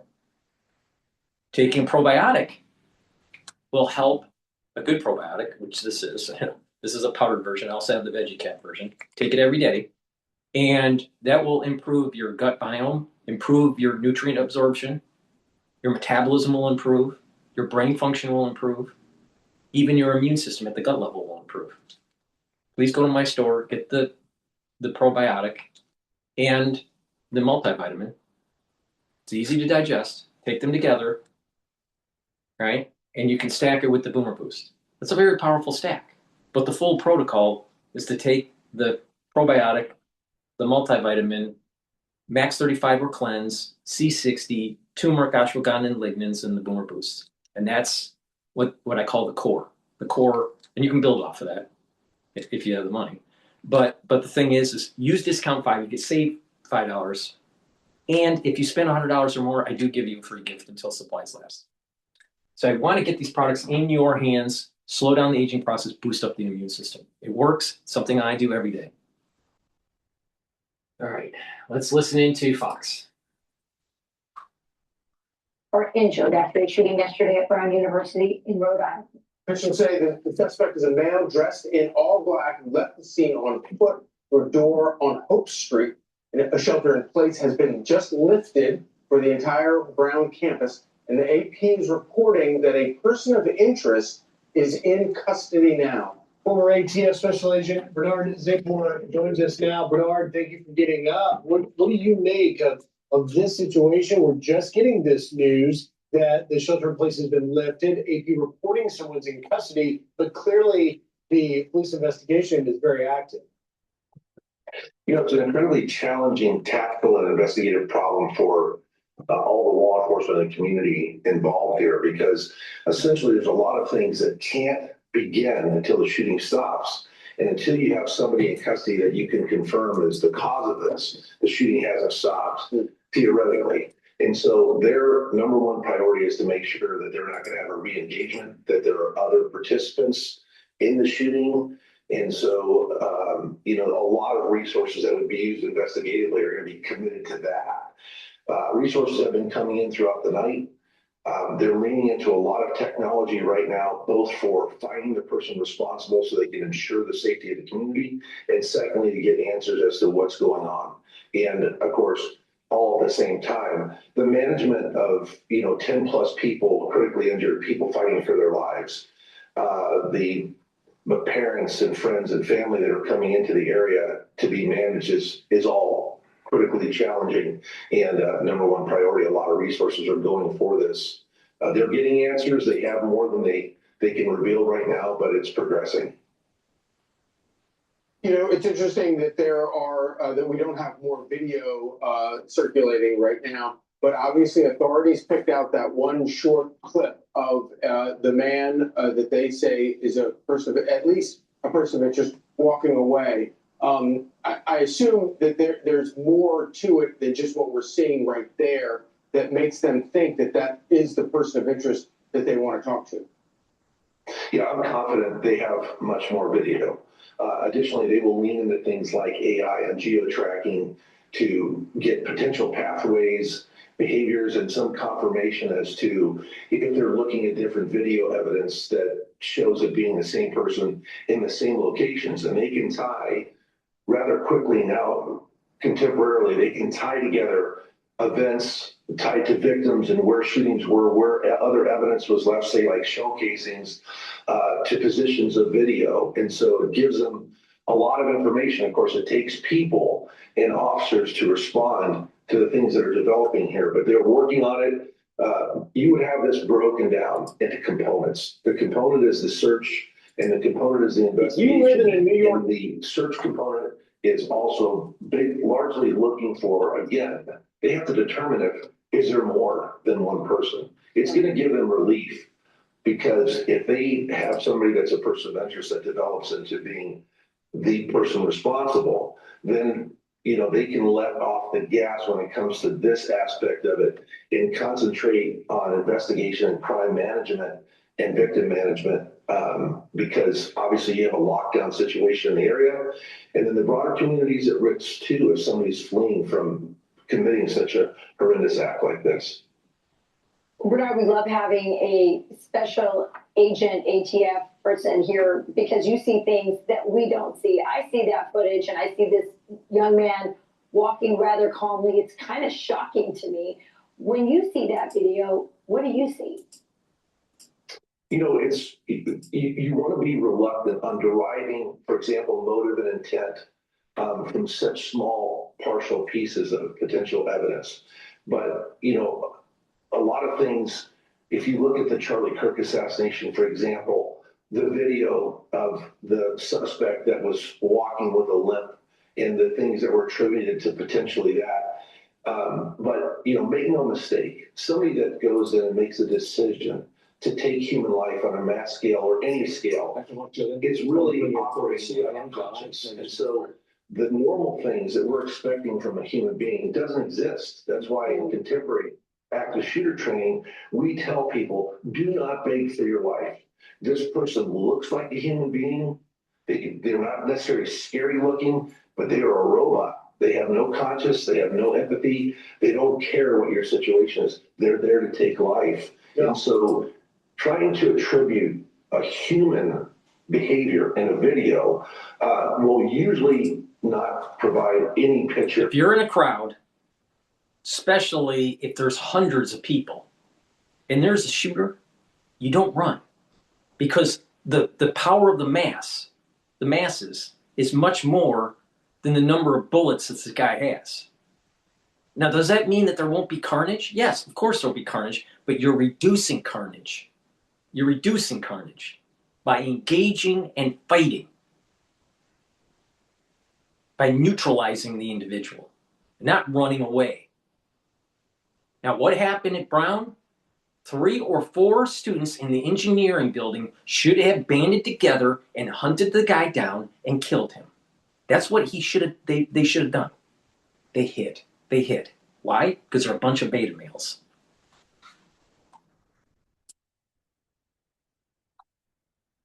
As to what the intent or the person is, because when you're encountering somebody that does this, they're soulless essentially at the time, and maybe beyond something that in the human realm we have a very difficult ability to relate to anybody that would do such a thing, regardless of motive and intent. And there's the argument too that whether it's ideological or professed psychological, they're really the same person.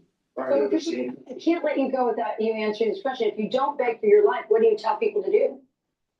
You run, hide, and fight. You take whatever opportunity you have to escape, fight, kill the person who's there. You have no choice.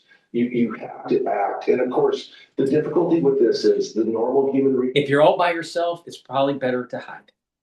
If you're with a group of people, you go down, you assess the situation, you coordinate, and then you engage. You don't hide. And that's the problem that happened at Brown. Compare it with what happened at Bondi Beach, where the perpetrator was neutralized by a bystander, and the situation de-escalated radically.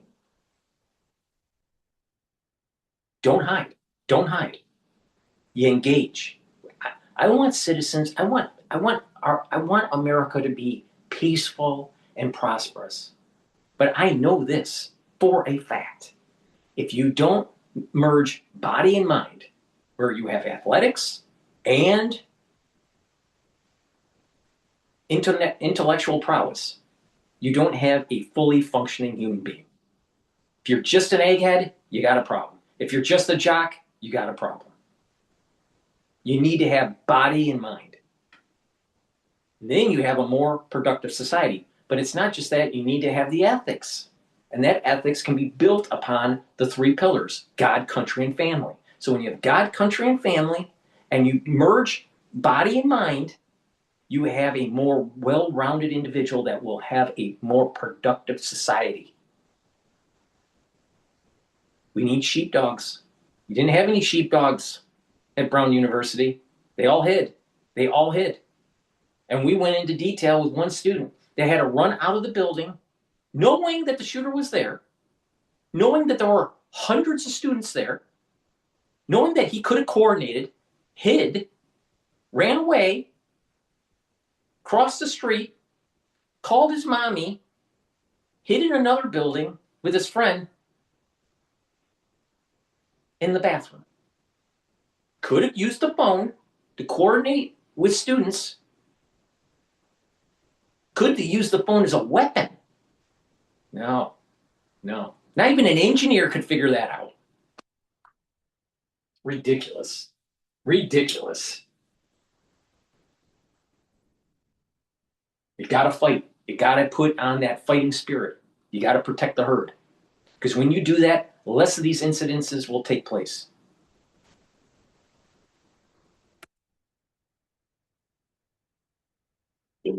The possible gunfires if we saw it. We have that in us because it's physiologically overwhelming. And contemporary teaching is just to give ourselves a pathway to act the best we can. And even in those circumstances, we may not have an opportunity. Run, hide, or fight. Great insight as always. Thank you, Bernard Zapel. I'm Steve Ducey. I'm Brian Chilney. And I'm Ainsley Earhart. And click here to subscribe to the Fox News YouTube page to catch our hottest interview. If you're by yourself, run or hide. If you're with a group of people, duck down, assess the situation, create a strategic plan with group around you, and neutralize the individual. That's what needs to be done. All right, let's play The Maduro is Feeling Immense Pressure.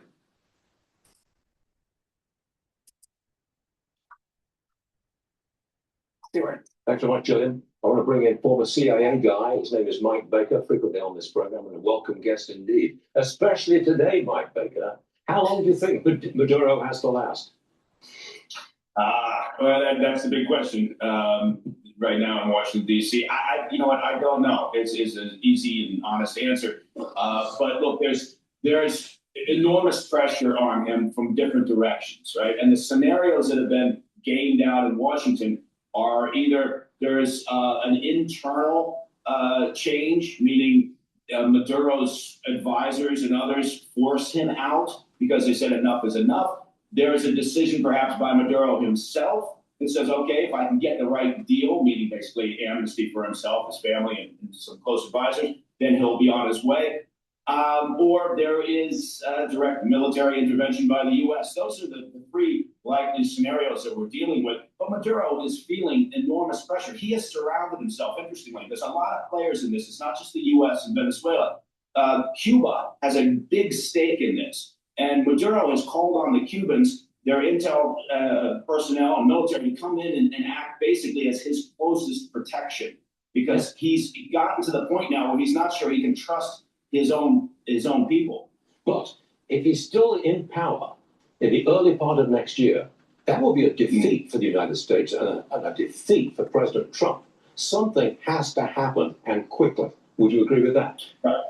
I would agree with that. I think you're right, Stuart. I think that, if this drags on indefinitely, I think the American public at some point is going to say, what are we doing? Okay, sure, we're targeting narco traffickers. We're taking out all these boats. We've killed over 80 individuals. Can we get more clarity on that, perhaps? And then there's going to be all the legal questions, right? And then there's the issue of what do we do with? It was a good question from the reporter asking President Trump, what are you going to do with this tanker? Right? How does this work going forward? That was a sanctioned tanker, so in a sense it was, and it was carrying oil, that keeps Maduro's regime in office. And nobody should mistake this and think Maduro is somehow the victim here, right? He has victimized Venezuela and his predecessor Chavez before that. They've turned what was once the breadbasket of that region into a basket case. Okay. So, I think, but you're right, something needs to happen because, look, also we're coming up on the midterm elections, right? Don't forget that. Yeah. It can't drag on till November of next year. Just can't do that. I've got one more for you, Mike. President Trump says some European leaders are calling for another meeting to work out a ceasefire in Ukraine. Trump hasn't made a decision about attending. But Mike, do you see any value to these endless meetings? They are indeed endless. Nothing seems to come out of them. Any value? Right. No, I don't think there's I'm very cynical on this, Stuart. I don't think there's much value here. The only player that matters in this right now is Putin. It's his invasion. It's his war. He hasn't shown any interest in finding an off-ramp for this war that's going on 4 years long. He's got over 1 million casualties, and he's still willing to stay in the fight because slowly and at a great cost, he's still gaining ground. So I think he's looking at one or the other option. He's looking at either, hey, I can continue this fight. I don't care. I'm happy to do it. Or he's looking at, I'm going to wait till President Trump pressures somehow Zelensky into accepting a peace plan that basically meets Putin's demands, which haven't changed over the past few years. That's right. And so you can get a peace plan. You can get a peace deal. And I know the White House is desperate to get a peace deal and say, look, we got a peace deal. And you can do that if you give Putin what he wants. Yeah. But I don't know that that's going to be the end result here. Yeah, I agree with it. Mike Baker, it was a pleasure to have you on the show. Thanks for being here. Are you wearing 7 layers and still freezing your man nipples?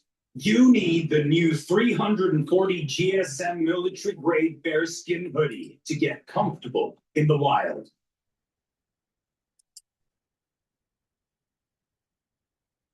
All right. Let's take a look at another set of videos here.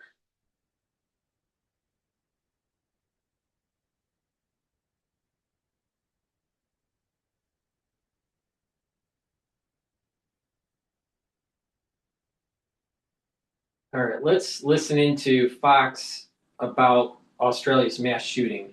But before we do that, please go to my store, the-studio-reykjavik.com, and get the collagen. This is a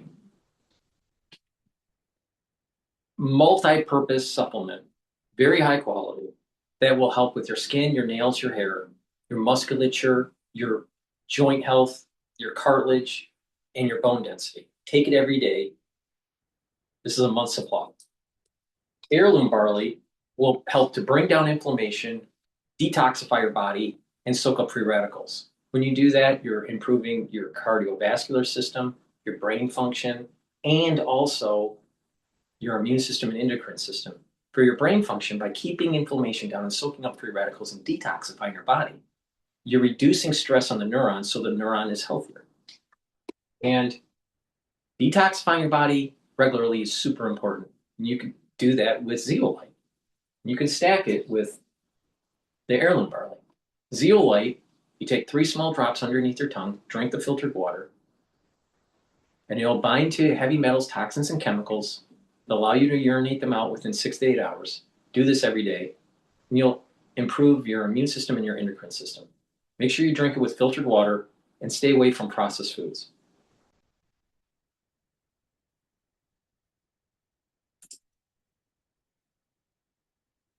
All right, we have a witness to the tragic shooting in Australia whose brother was working security and also stayed back to help resuscitate survivors. Tanya Cohen joining us now. Tanya, what can you tell us about what you saw and what your brother was doing? So I'm an American citizen. I'm in Australia visiting my family who live in Bondi. And my brother was volunteering and working at security at the Hanukkah festival on Bondi Beach. I arrived around 6:45 p.m. I was running a bit late. And as soon as I arrived, we heard pop, pop, pop, pop, pop. We at first thought it was fireworks, so we did not react. People around us did not react. And then the popping did not stop. It was continuous. And then people started to panic, and we started to see hundreds of people running around, not sure where the sound was coming from. Unsure, again, if it was fireworks or if it was shooting bullets. And then when it did not stop, we all then realized it was an active shooter, and pandemonium broke out, and hundreds of people were running across a busy road where cars were still moving towards safety. The restaurants nearby, people were jumping under the tables and jumping to get shelter. And this shooting seemed to go on for, I would say, around 8 or 9 minutes. It did not stop. And it was continuous. So when you all fled from the beach and went across the busy road into the restaurants and people were hiding underneath tables there, were you still being fired on across the street? Yes, it went on again for about 8 or 9 minutes. So we immediately realized about 2 or 3 minutes in, when people started to panic and run, and then joined in to that. But the shooting just continued, and we were quite near where that bridge was, but the shooter at that time was aimed towards the festival, not towards the pedestrians on the road. So thank goodness we were not in the sight of the shooter, but we were right by them. So based on what you just said right now, you can confirm that this was indeed, as the government has said, a targeted shooting. This was a targeted terrorist attack on the Jewish community of Sydney at a Hanukkah festival where over 1,000 people were gathered to celebrate a Jewish holiday, the Festival of Lights. There were children there, there were babies there, there were families there, and there were rabbis there, one of which is now deceased. And just lastly, Tanya, in the time we have, a few seconds, but your brother was also trying to help to resuscitate people. That is correct. My brother was volunteering and doing security, and he joined in to help resuscitate victims, and is actually still on the scene helping out authorities with the efforts to ensure people's safety on the ground. God bless you, Tanya. God bless your family and everybody you're with there. Yeah, and thank you to your brother Thank you so for much. what he did as well. Thank you so much. Thank you so much. Thank you.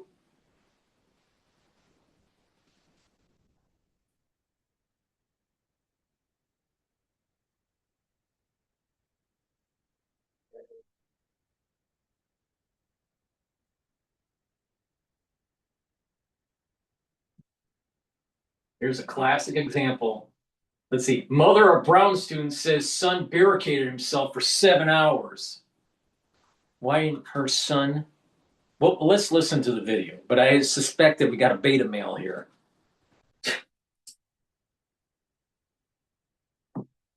Paris Baguette. Unwrap joy this season with handcrafted cakes perfect for any celebration. From strawberry soft cream to blueberry chiffon and traditional favorites to make your holidays even sweeter. Stop in today or order online at parisbaguette.com. Dr. Amirsi, let's start with how's your son Jaden doing? Is he safe? My son is finally safe, yes. They were barricaded for 7 hours in the playroom with 13 of his friends and classmates. But Dr. Amirsai. Okay? I better hear from this video that her son was a sheepdog. But let's see if she does say that, because I have a feeling that he was a beta male. Because he's been coddled by his fucking mother. Now let's see what happens here. Did he just protect himself, or did he try to help people?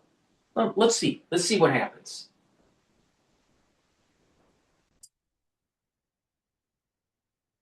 they were finally released by the police at around 11:30 last night. So he's safe.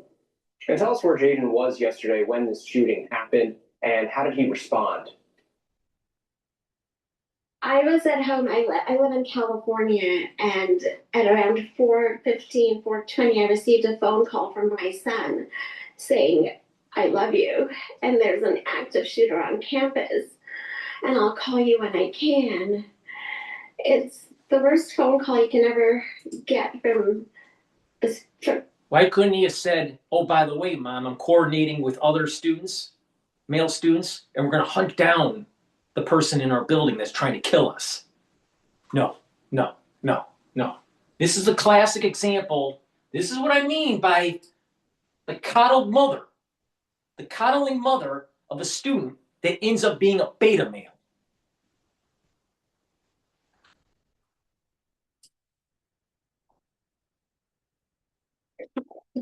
You just think you're in a living nightmare.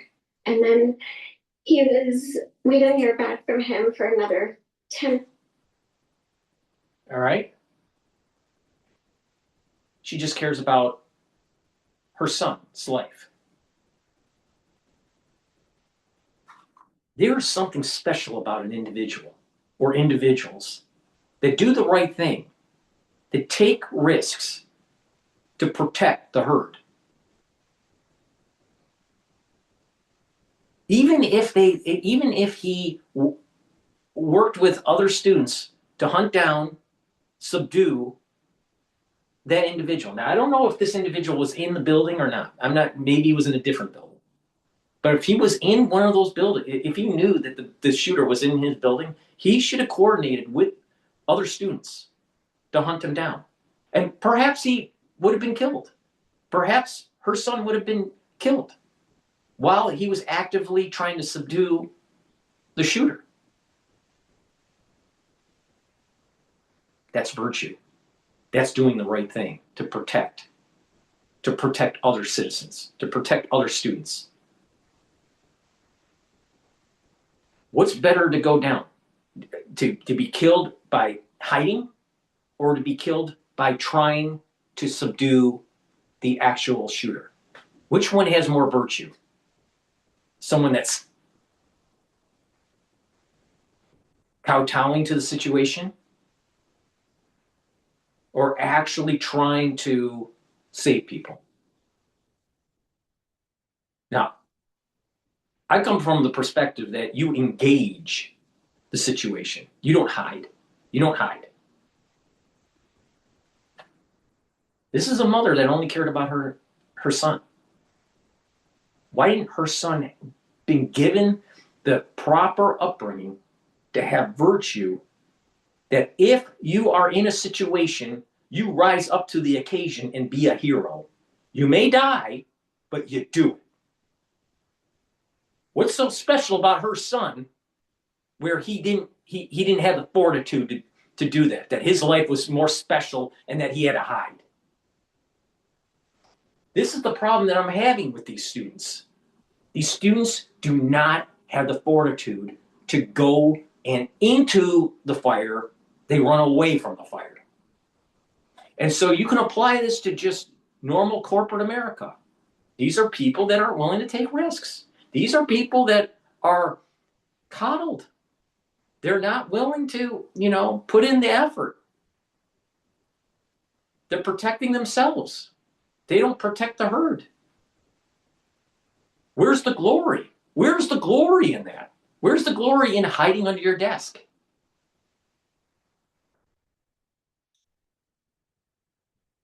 I understand that she's a mother and she's concerned about her child. But I'll tell you what, if a child was killed by trying to save other students, and a parent had to say that on a show like ABC, that's a hero. That's virtue. Instead, you have a lot of parents saying, my son, he survived the incident because he hid under a desk.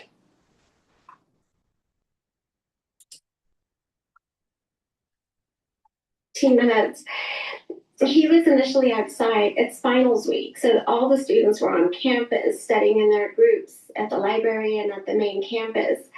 And he was outside getting some food, going back to the study room where he was with his friends. And he saw police cars whizzing by.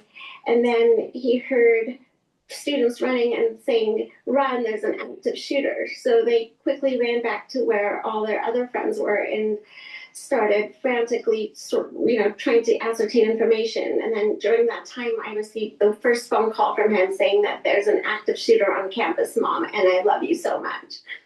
And mass shootings seem to have become so common in this country. How does it feel as a parent, especially when you're on the other side of the country, when your child has been impacted?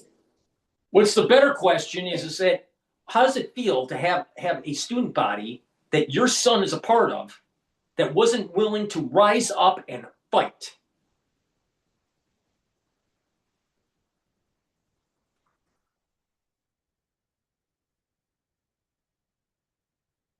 It's a nightmare. You can't describe it to anybody. To have 7 hours where you don't know anything, there's no person that's been apprehended. Your child and his friends are in a closet, in a supply room, barricaded with their lights off. He's texting us because they've decided as a group that it's not safe to use their phones in case somebody can hear them. They're trying to quiet one of the girls who's having a panic attack so she's not making noise in case the shooter's outside. He's texting us nonstop, telling us how much he loves his father and I, and that, Mom, this isn't. Why couldn't they have used the text messages? Usually these students have WhatsApp chat rooms and stuff. Why couldn't they have coordinated? Why they couldn't have said, which building is he in? What's happening? Okay. Who's in that building that can be coordinated to help subdue the shooter? See, they didn't use the technology to coordinate. They used the technology to hide. They used the technology to tell Mom, I love you. Really? Now, teleport back to, let's say, Sparta or a Roman soldier. Do you think that in that situation that the Roman soldiers or the ethos of that society would have behaved like this? They would hunt down the perpetrator and killed him. No, they don't do that. So the son's not a hero. Actually, the son is a coward. Because why couldn't you use the technology to coordinate, find out what building it's in, be a sheepdog, and neutralize the individual? Why? Her son is more important than the people that stormed Normandy? Is her son more important than the ones that fought in the revolution? Is her son more important? No. There's something about virtue there's something about the virtueness of being a person that is a sheepdog. There's a hero-esque element to this. Hiding is not being a hero. Standing into the breach of something, taking risks that may affect your life to protect others is the right thing to do. Her son didn't do that. Now, most likely, he wasn't in the same building. But that other guy that we played earlier was, and he ran across the street and called Mommy and hid in a bathroom with his friend. And he knew the building that the guy was in. Why couldn't he have coordinated people inside the building or even outside the building? He's an engineer. So smart but dumb.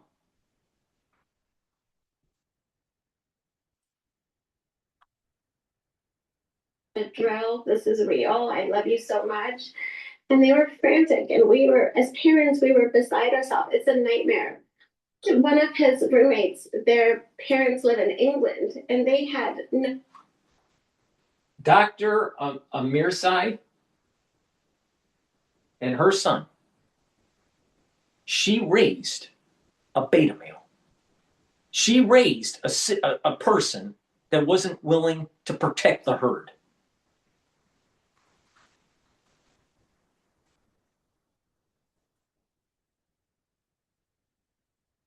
Amazing, amazing. This is elite as institutions.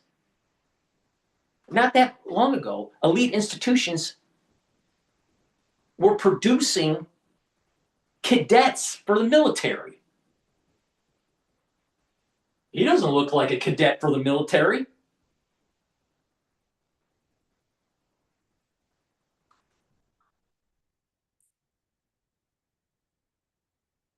Contact from their son for over 2 hours.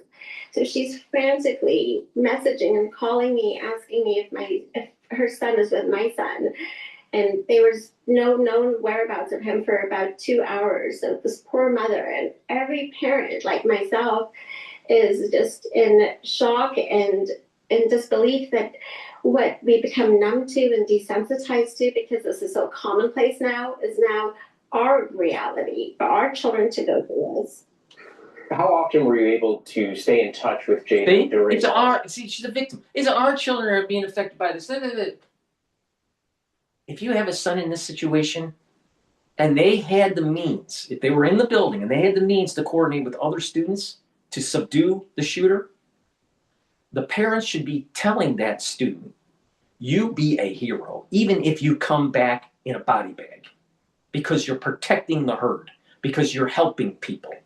You take risks. And that's the reason, that's the big difference between her upbringing of her son and the greatest generation. I'll tell you, these people, they're weak. They are weak. These students that are coming out of school today are weak. They're weak in their with mental capacity, and they're weak with physical capacity. And when a situation to protect the herd happens, they fail. They fail. They fail miserably. That's not virtue. Where's the virtue in this? Where's the hero? Where is, you may not win. You may not come back alive, but you protected the herd. Why doesn't she instill that in her son? Because her son is far more important than anybody else, even though he's a shithead. And this is the same goddamn fucking reason why our constitutional freedoms were eroded right after 9/11, because of people like her bought into the bullshit right after 9/11 and allowed the Patriot Act to be passed.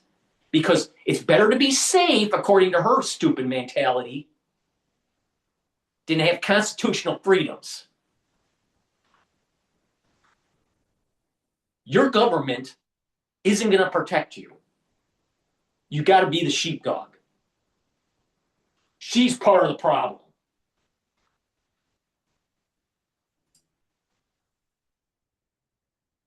And when were you finally able to breathe a sigh of relief knowing that it was over and he was safe?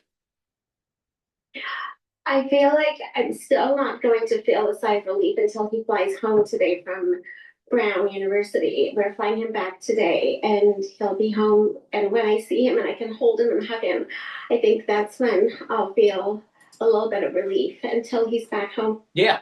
And she should tell him, you should have been a hero. You should have coordinated. You should have been able to subdue that individual if you were in the same building. I don't think he was in the same building. But if something like this happens again and you have the means to neutralize the individual, you neutralize, even if it means the loss of your life. Because you're protecting people. That's what she should instill. Instead, all she fucking cares about is herself.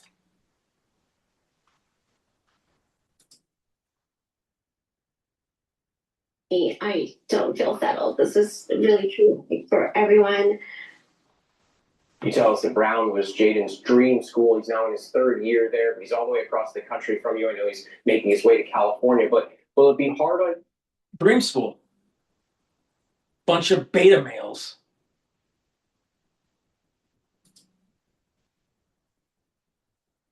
He eventually returns to classes. I was telling his father that I want him to we were just purchasing a one-way ticket, and I want to wrap him up and just keep him at home with me. I feel like See, I just want to only wrap him up at home and just keep him in, maybe, you know, because she coddled the kid. She coddled the kid.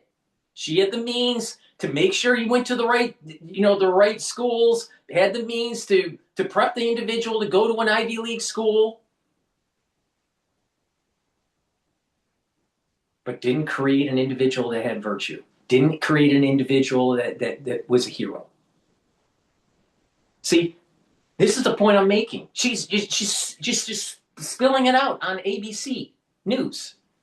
I just want to protect him. This is the problem right here. This is the problem with America. This kind of bullshit. Her son shouldn't be serving in the military? Why? Why didn't her son serve in the military? Why?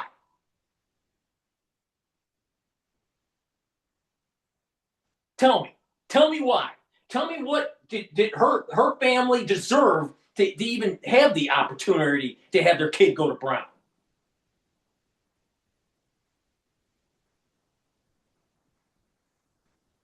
Coddled. Coddled. And this is the problem. Got a beta male here, brought to you by a bunch of parents that are coddling their kid. The same soccer moms that were willing to sell your constitutional freedoms right after 9/11. This is the same kind of person. This is the same profile person that said safety over the Constitution. Dr. Amirsai. Fuck.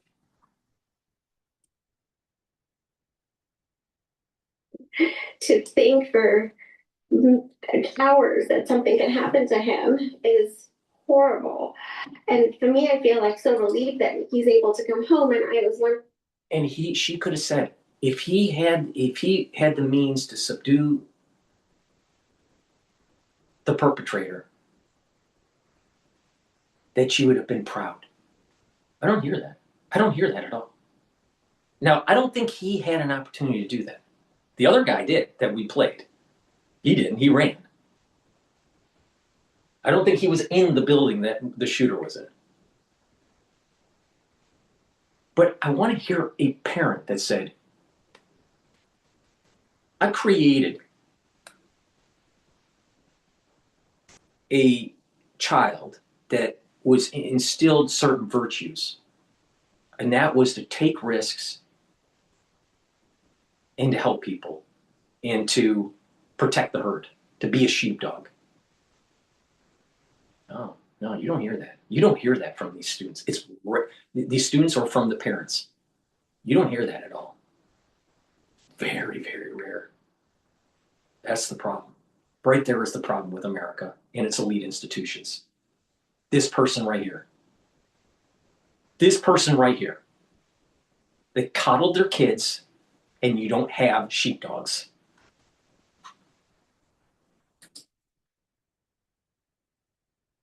Many parents who got phone calls from their children, but I think about the parents that weren't able to get phone calls, the mothers who are getting very different phone calls from the school about their students, similar to my son, who were killed or critically injured. And my heart goes out to those parents because this could be any one of our children, and these are our children. Yeah, but none of the children, none of the kids actually stood up and fought. Meanwhile, in Bondi Beach, you had individuals that actually neutralized the perpetrator and saved lives.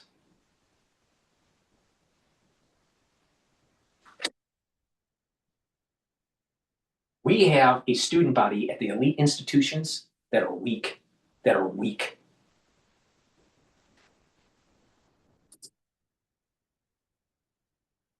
Difficult time. We're glad your son is safe. Dr. Shamsa Amirsi, thank you.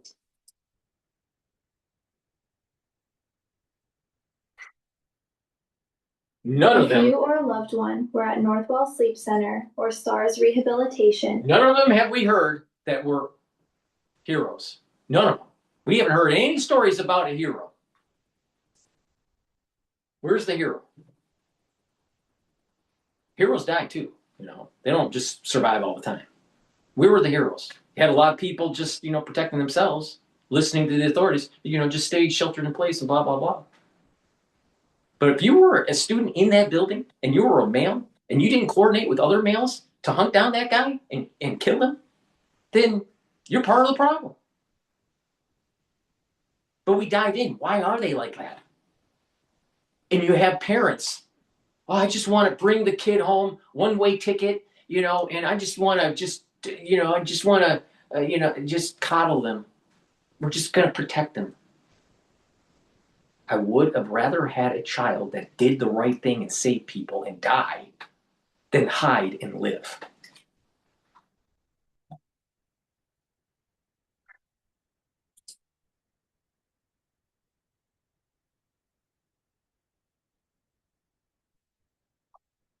Meanwhile, she has a nice life after you have millions of soldiers over the generations that fought in multiple theaters to die for our constitutional freedoms. And she didn't have the wherewithal or the capacity to pay homage to that sacrifice and instill virtue in her child. So you want to have virtue, you want to build a better society where you take risks and you are a sheepdog. Go to my store, the-studio-reykjavik.com, and get the Gladiator Barley. Why? It detoxifies. It brings down inflammation, soaks up free radicals, slows down the aging process, helps your immune system, helps your endocrine system. By bringing down inflammation at the vascular level, you're reducing cardiovascular disease. By bringing down inflammation at the cerebral level, you're helping the health of your neurons, and it will help to build muscle.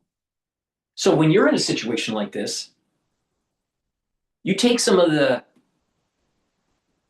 lessons learned from the Romans and the Greeks and go, you harm me, I'm going to hunt you down.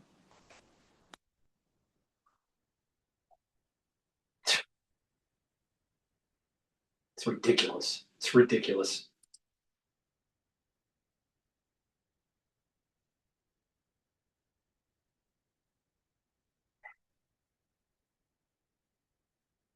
All right. Let's listen into MS Now. And Rob, I want to get back to the situation that we're seeing unfold in Bondi Beach. If you can give our viewers a little bit of background on what has played out here. We know that there were at least 11 people that were killed by a gunman who targeted a Jewish celebration. The rise of anti-Semitism around the country is something that we talk about often on this show, but it also is a global problem. In this kind of environment, I mean, how do police even prevent something like this in a country where they can't prevent it? Gun laws in the world, people on a beach who have been targeted indiscriminately, and with police now finding what they believe to be Bondi Beach, you had a mass casualty situation, but you had individuals that came in, took risks, and saved lives. Oh, by the way, they were Jewish.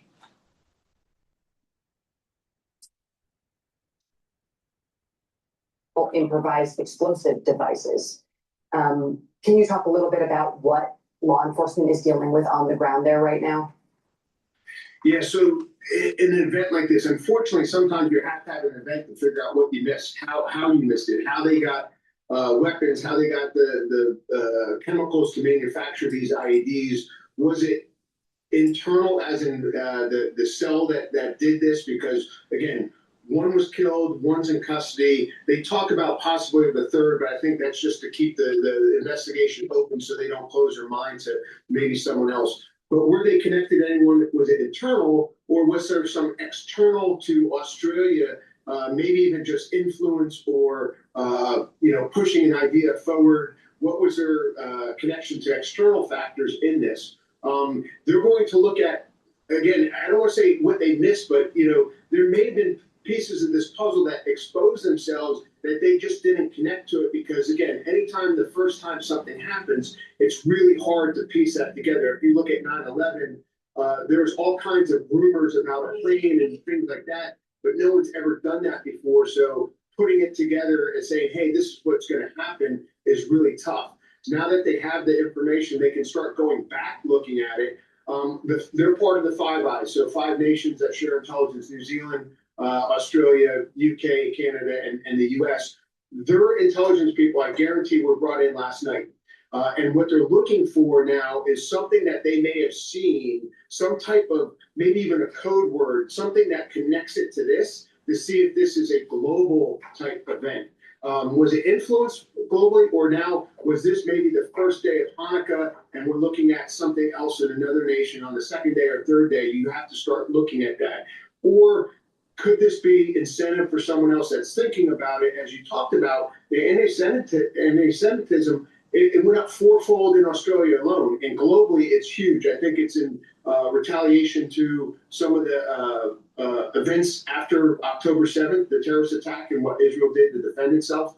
I think that's brought that globally now, and we're looking at it here in the U.S. And there's, I think, a big thing in the U.S. now. You're going to start seeing now, especially with Hanukkah and this event, the security around the Jewish community has to go up in prevention of something random, even though it's connected to this only by inspiration.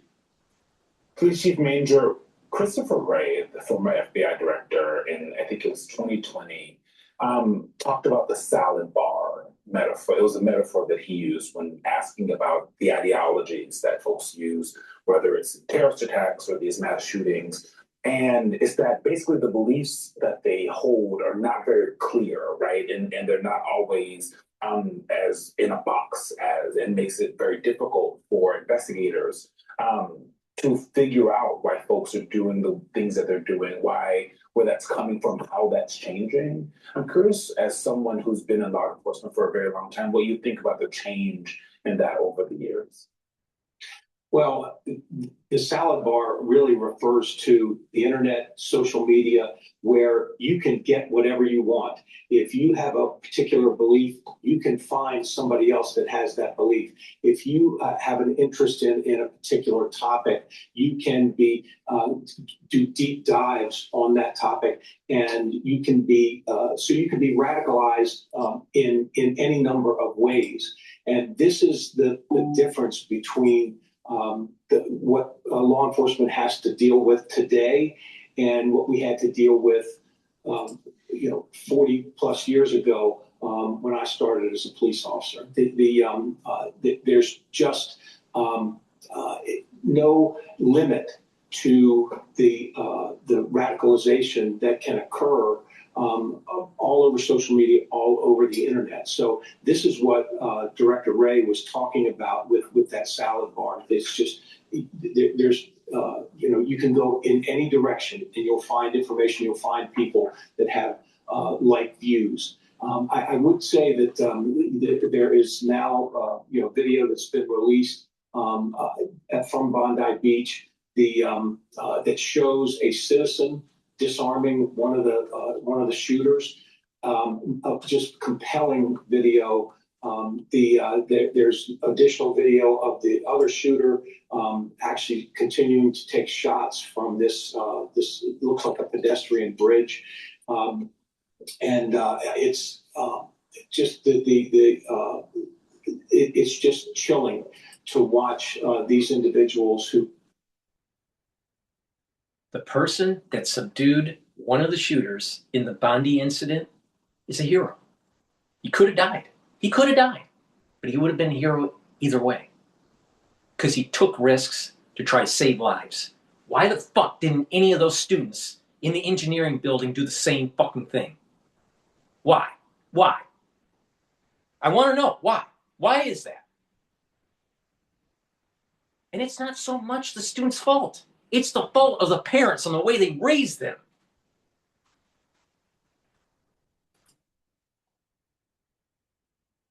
clearly had terrorist motives to attack the Jewish community on the first day of Hanukkah.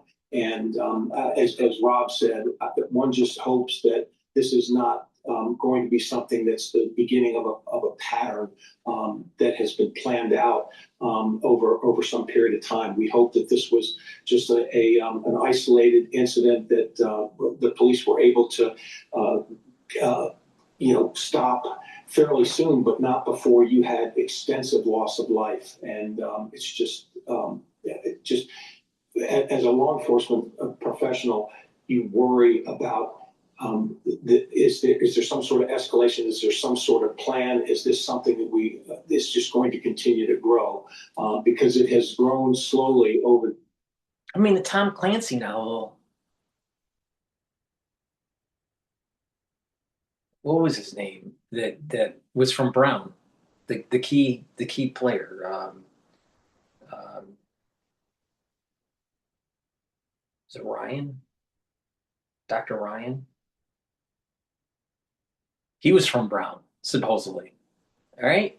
And he ends up, saving the planet, all right? From the Russians. A lot has happened at Brown since then.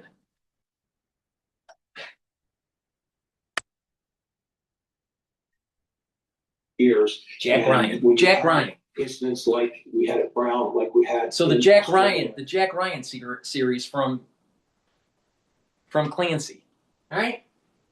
He's from Brown.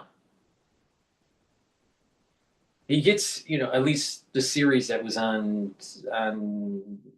I think Amazon Prime. I think in the movies he went to London School of Economics, but I'm not sure what his undergrad was in. His graduate studies was at London School of Economics. But Jack Ryan saves the planet. See, there's a difference in generation here. Because what was going on during Tom Clancy's novels? The Cold War. See, there's something different about the kids today. They're coddled. The problem. And it's a fault of the parents. And it's a fault of the school system, because to be able to get into the schools, you have to have such high scores and be, starting a nonprofit organization at age 4, or, created a, multi-billion-dollar app company or something. There's no where's the virtue in these kids? So if you are in corporate, and let's say you just went to a middle of the road school, all right, and you have individuals in your workforce that you're working alongside, or they're your managers, and they came from Ivy League, take advantage of them, because they can't think. They can't think. Take advantage of them.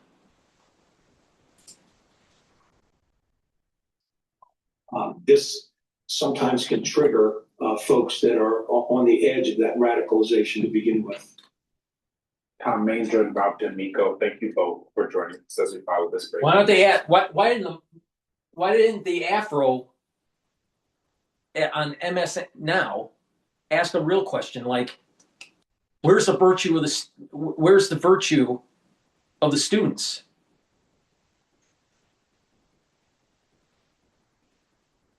That had the same wherewithal like the individuals at the Bondi beach. He knew the incident happened at Brown. He could have brought that up. He didn't. The reality of the situation is that we have a group of people in our society that are coming from the Ivy League that don't have virtue. They don't have virtue. It's that simple. It's that simple, and it's because of this ultra liberal bullshit. It's the socialism. It's the Marxism. It's the coddled generation. It's parents that their kid is so special. Your kid's not special unless that child is willing to sacrifice. That's not special. Coddled kids aren't special. All right. Let's continue with Fox News. as I continue on my diatribe.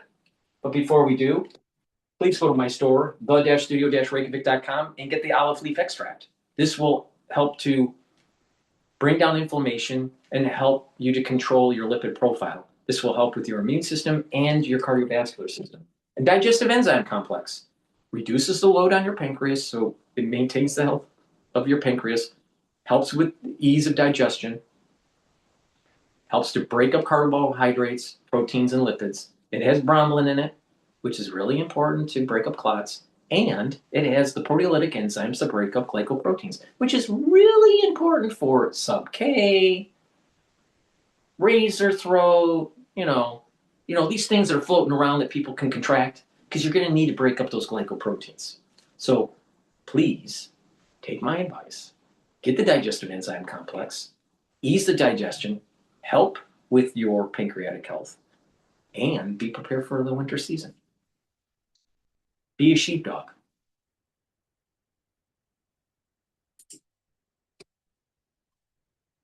Including a suspected shooter after a horrific terror attack at a Hanukkah party in Sydney, Australia, marking the worst attack on the Jewish community since October 7th. Chief Foreign Correspondent Trey Yingst is here with the latest. Hey, Trey.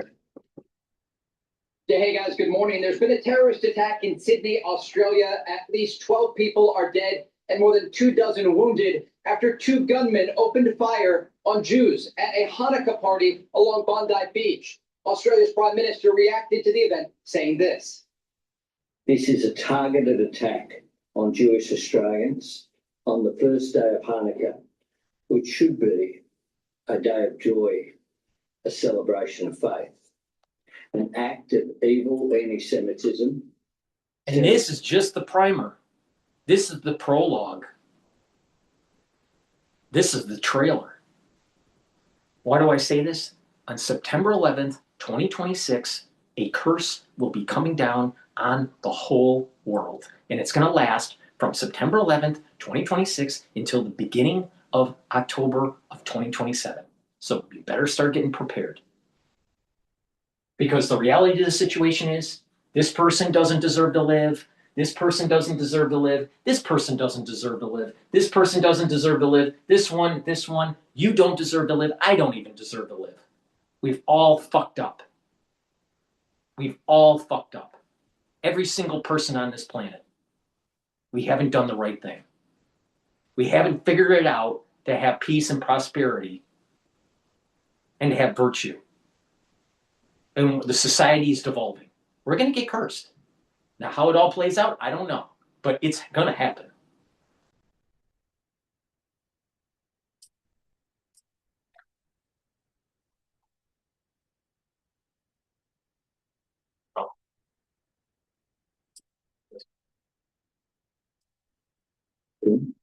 That has struck the heart of our nation. Local police put out a statement saying 2 people are in police custody at Bondi Beach. However, the police operation is ongoing, and we continue to urge people to avoid the area. Please obey all police directions. Do not cross police lines. Now, they have updated this statement to say one of the attackers is dead. Another remains in police custody. This event was scheduled to start at 5 p.m. local time in Sydney and was advertised for all ages with music, games, and fun. One person describes what they saw and heard nearby. As soon as I arrived, we heard pop, pop, pop, pop, pop. We at first thought it was fireworks, so we did not react. People around us did not react. And then the popping did not stop. It was continuous. And then people started to panic, and we started to see hundreds of people running around, not sure where the sound was coming from. Unsure, again, if it was fireworks or if it was shooting bullets. We're also getting reaction from Israeli officials following this terrorist attack in Australia. Israel's Prime Minister Benjamin Netanyahu says anti-Semitism is a cancer spreading around the world. Trump administration officials also weighing in, with Attorney General Pam Bondi saying, quote, heartbreaking news from Sydney, Australia. My prayers go out to the victims, their families, and the Jewish community. The Attorney General, an advocate for Jews not only in the United States, but around the world. Again, the latest information that we have, though, 12 murdered in Sydney, Australia. during this terrorist attack, and police remain on the scene there along the beach. Guys, back to you. Hi, Trey. We're finally seeing this video of the civilian in Australia on Bondi Beach taking down the shooter. So he's behind a vehicle. He sees the shooter. He tackles him, wrestles away the gun, takes the gun, and then it looks like he's going to fire at him. But that doesn't. See, let's zoom in on here. All right, he engages to neutralize the shooter, and he took risks, his own life. He took the risk of losing his own life to protect others. This is what the Brown students should have done. In the engineering building, they should have coordinated. All you needed was about, 3 or 4 or 5 or more males to hunt down that shooter in that building. And if they were smart engineers, supposedly they are, they're from Brown, you'd have a team inside and you'd have a team outside, making sure that whoever exited was subdued. Now, the Brown students didn't do that because they were coddled, because they think that big government's going to save them, that mommy wants to coddle them. Right there. That's what we need. It was in Australia. Why doesn't the Americans learn something from the Australians? Right here. Right here. You subdued the perpetrator. The Brown students didn't have the balls to do that. Didn't have the balls to do that. You have hundreds of students that have these cell phones that are heavy. You could easily overpower a shooter with throwing the cell phone at them at the same time. And then overtake and de-arm and beat the shit out of them. But the students didn't do that. The students didn't do that. So don't tell me that the Brown students are heroes. Don't tell me that they're, survivors of a catastrophe. Because of their weakness, it happened. When you're strong, things don't happen.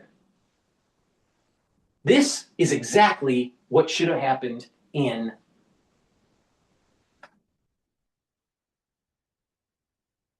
the campus of Brown University. Students rising up and fighting. No, they gotta hide. They gotta hide. Gotta hide. Why? Why? Tell me, what life of those students deserve the existence that they have today, or the blessings that they have? What did they do to deserve it? Nothing. Nothing. Literally nothing.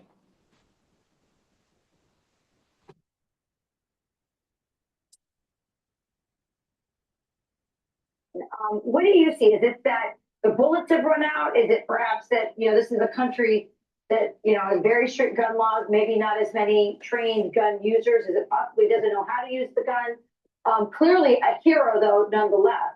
Trey? Local media in Australia is reporting that the man's name is Ahmed Al-Ahmad, a 43-year-old who runs a fruit stand nearby. And he, as you see in this video, takes down the gunman and takes the weapon from him, ultimately disarming him and some of the killing that was taking place there. He's being praised as a hero across Australia and the world. We don't know the specifics as to why the gun was not fired at that point or if it malfunctioned, but we do know that officials on the scene have recovered at least 2 firearms, and they also say in a vehicle near to where this terrorist attack took place, they recovered an IED, an improvised explosive device. Again, an indication that these 2 terrorists planned meticulously to go after Jews who were celebrating the first night of Hanukkah along the beach there in Sydney. Can you tell us anything more about that vehicle? Was it a vehicle that I assume it's a I guess vehicle what we need to do is just have more immigration of Australians and have them go to Ivy League schools so they can protect the students. because the students that currently are at the Ivy League, like Brown, they're weak. They're weak. They're weak. They're not willing to fight. They're not willing to coordinate. They're not smart enough to coordinate. They're not smart enough to use their cell phones to coordinate with students within the same building to be able to neutralize the individual in the building and to have a team outside of the building to subdue anyone that's leaving, to make sure that they don't have the perpetrator escape. Not smart enough to do that, but they're smart enough to go to Brown.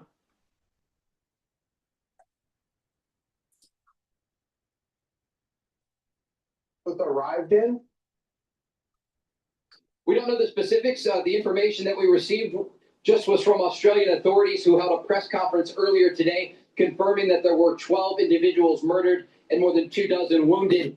We saw some aerial images in local news media in Australia of this vehicle that was surrounded by Australian security forces. We don't know the details about how they arrived. All of this taking place, again, just a few hours ago in Sydney, Australia. But we do anticipate that Australian authorities will update as they gather more information into this investigation. Local media in Australia also reporting that first responders arrived at a scene near to where the shooting took place, a house where they believe one of the individuals was previously living or staying in. So they are conducting a thorough investigation, and we do anticipate that Australian officials will be in communication not only with Israeli counterparts, who we understand will assist in the investigation to try to determine any sort of other broader terrorism ties to these individuals, but also certainly American counterparts in Washington. Guys. And no doubt they are working hard on that in the Kiryat behind you in that live shot. Trey Inks, great reporting as always. We will come back to you. Please go to my store, the-studio-reykjavik.com, and get the vitamin D3. It's super important for the winter season. You know why. It helps to get rid of cells that are infected.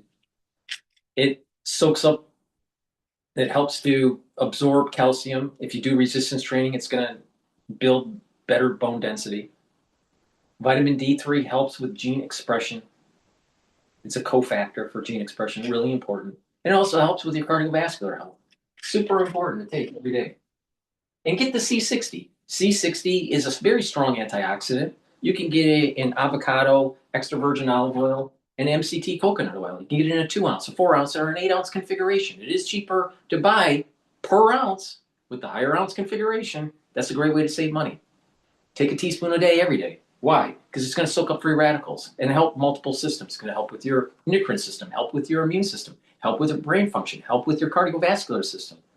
When you're soaking up free radicals, you're reducing stress in the cell and in your tissues. You're going to have more energy. You're going to have more ATP. You'll have more vitality. You're going to reduce plaque formation. It's 1,000 times stronger than vitamin C. Take a teaspoon a day every day, preferably on an empty stomach. And if you work out, take it before your workout, and you will recover quicker. This is a cornerstone to slowing down the aging process. I've been taking C60 every day since 2016. All right? So we're talking about almost 10 years. Every day. It soaks up free radicals, and it works really well with resveratrol, and it stacks really well with Boomer Boost, lignans, turmeric, ashwagandha, right? Take it every day. And what you're going to notice is that your skin is going to improve because it helps with the basal layer, especially if you take it with resveratrol. And so your skin is going to look healthier. In addition, your endocrine system is going to improve. You're soaking up the free radicals, so you're not oxidizing. You're not rusting. All right? When you age, you rust. All right? So you're not oxidizing. So because you're soaking up those free radicals. So you're slowing down the aging process. You're going to have more energy. You're going to feel the effects of it within 2 months. And if you do a compare before and after, you will look younger 1 year later. So take it 1 year to do an experiment. Take a teaspoon a day every day and do it before and after. Drink filtered water. Make sure you stay away from processed foods. Do a little bit of resistance training and cardiovascular stretching and balancing. Mindfulness. some spirituality, right? Proper diet and exercise, and you do the C60 little experiment for 1 year, you will look younger. Please go to my store, use discount 5, you get $5 off any order. If you spend $100 or more, you get a free gift until supplies last. And oh, by the way, if you have kids, start instilling virtue and risk-taking and protecting the herd. Because do you want to have a child that is a person that hides? Is it better to have a child that's in a situation like what we just had? And if they were to die, all right, heaven forbid, but if they were to die, would you rather have that child die with a bullet in the back of their head or in the front of their head? Are they running away or are they engaging to protect people? There is virtue in trying to be a hero to saving lives. No, people will hide. People will hide.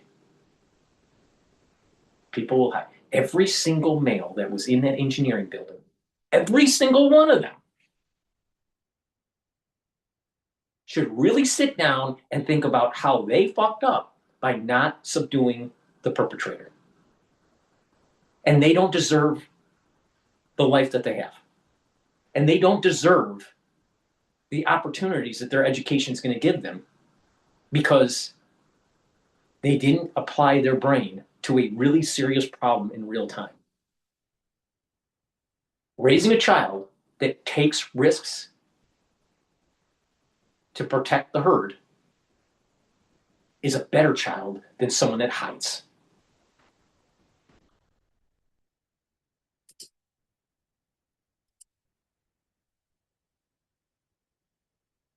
Really rare mass shooting in Australia. We're going to speak to our international affairs editor, Shirley Sitbon, who joins me now on set. Hi, Shirley. So this has been described, of course, as an anti-Semitic terrorist attack specifically targeting then Australia's Jews. What has the Australian Jewish community been saying then?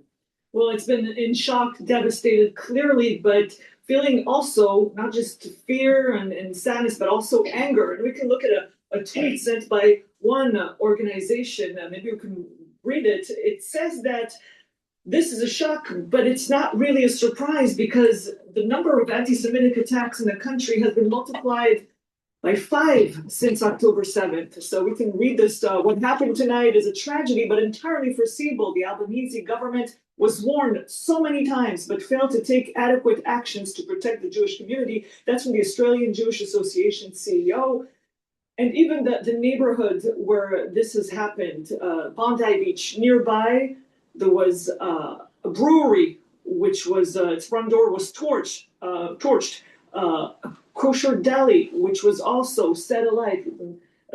These are images from today, of course, but throughout these past 2 years, many attacks across Australia, also Melbourne. Actually, we know that a similar event was canceled apparently in Melbourne to avoid any insecurity.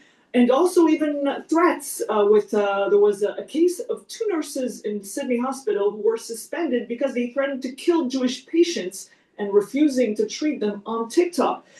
So events of the sort. And a few days ago, Jewish officials from across the world met in Australia to talk about this trend and about a plan to tackle anti-Semitism. But there was a whole debate in Australia where sometimes some people said that some of the measures suggested could be a blow to free speech. So it was being debated, but nothing apparently was actually applied from this new plan. And we don't know if the government is trying to change his way of fighting anti-Semitism.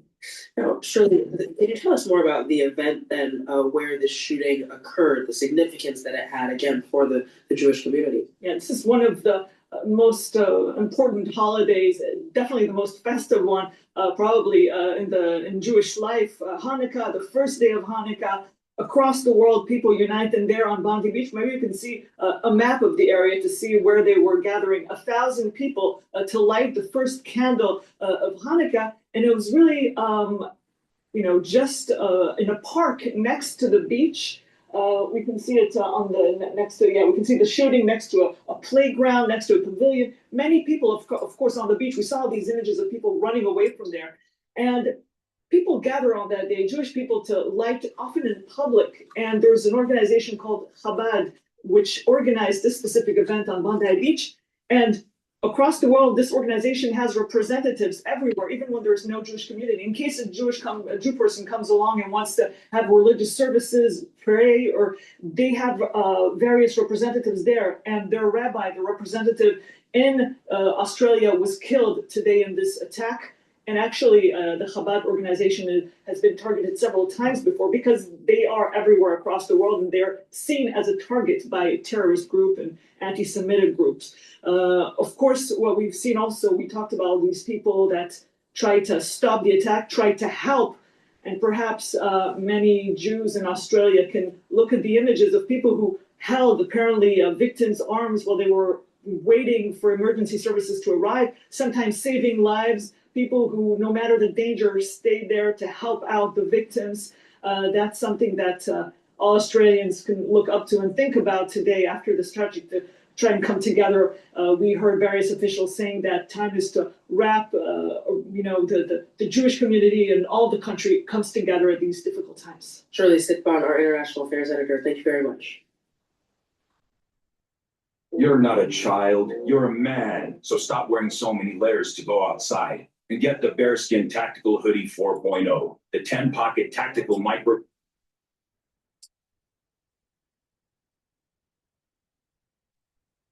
Alrighty, it looks like they're doing another update. Oh, okay, doesn't look like they're playing it.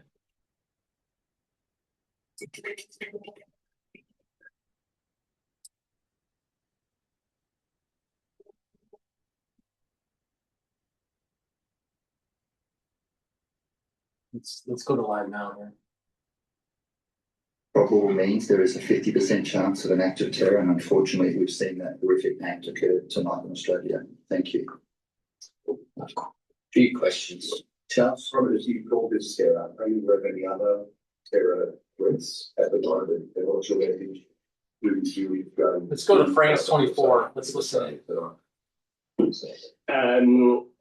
The original projected revenues for the ticketing for the World Cup was in the region of 1.8 billion, and that's at the time when the bid was submitted in 2018. At that time, the cheapest ticket was supposed to be 21. No. Let's see here. I'm trying to find some live feeds that everything is in waiting.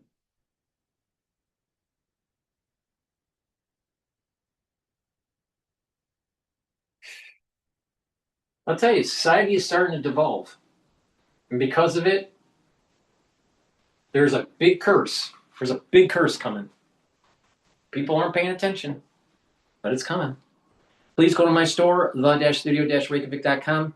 Get the ashwagandha root. This will help to control the cortisol levels and your blood glucose levels, bring down inflammation, help with your cardiovascular health, and also help with your immune system. Very important. Turmeric will soak up free radicals, bring down inflammation. It's a great way to recover after a workout. If you're not feeling so well, take extra turmeric to help recover quicker. It also helps to soak up the free radicals, so it's an antioxidant. And when you do this on a regular basis, you're improving your immune system, you're improving your cardiovascular system, and you're improving the health of your neurons. By bringing down inflammation at the cerebral level, you're protecting your neurons, super important. And lignans. Helps with the immune system and the endocrine system, brings down inflammation, and sucks up free radicals. When you stack these together, you're supercharging your immune system. You should be doing this every day to slow down the aging process, because if you have a good immune system, you're slowing down the aging. And you'll have more vitality when you get older. So you can be a sheepdog, not a bunch of beta males at Brown University.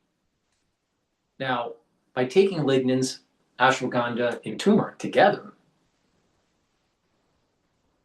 you're helping your immune system, your endocrine system, and bringing down that inflammation at the cerebral level, maintaining the myelin sheath of your neurons, super important.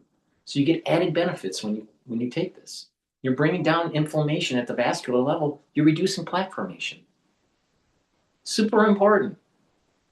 And when you couple it with proper diet, proper exercise, proper supplementation, drinking filtered water, staying away from processed foods, having mindfulness or spirituality, learning new things, that holistic approach will slow down the aging process and you'll be healthy.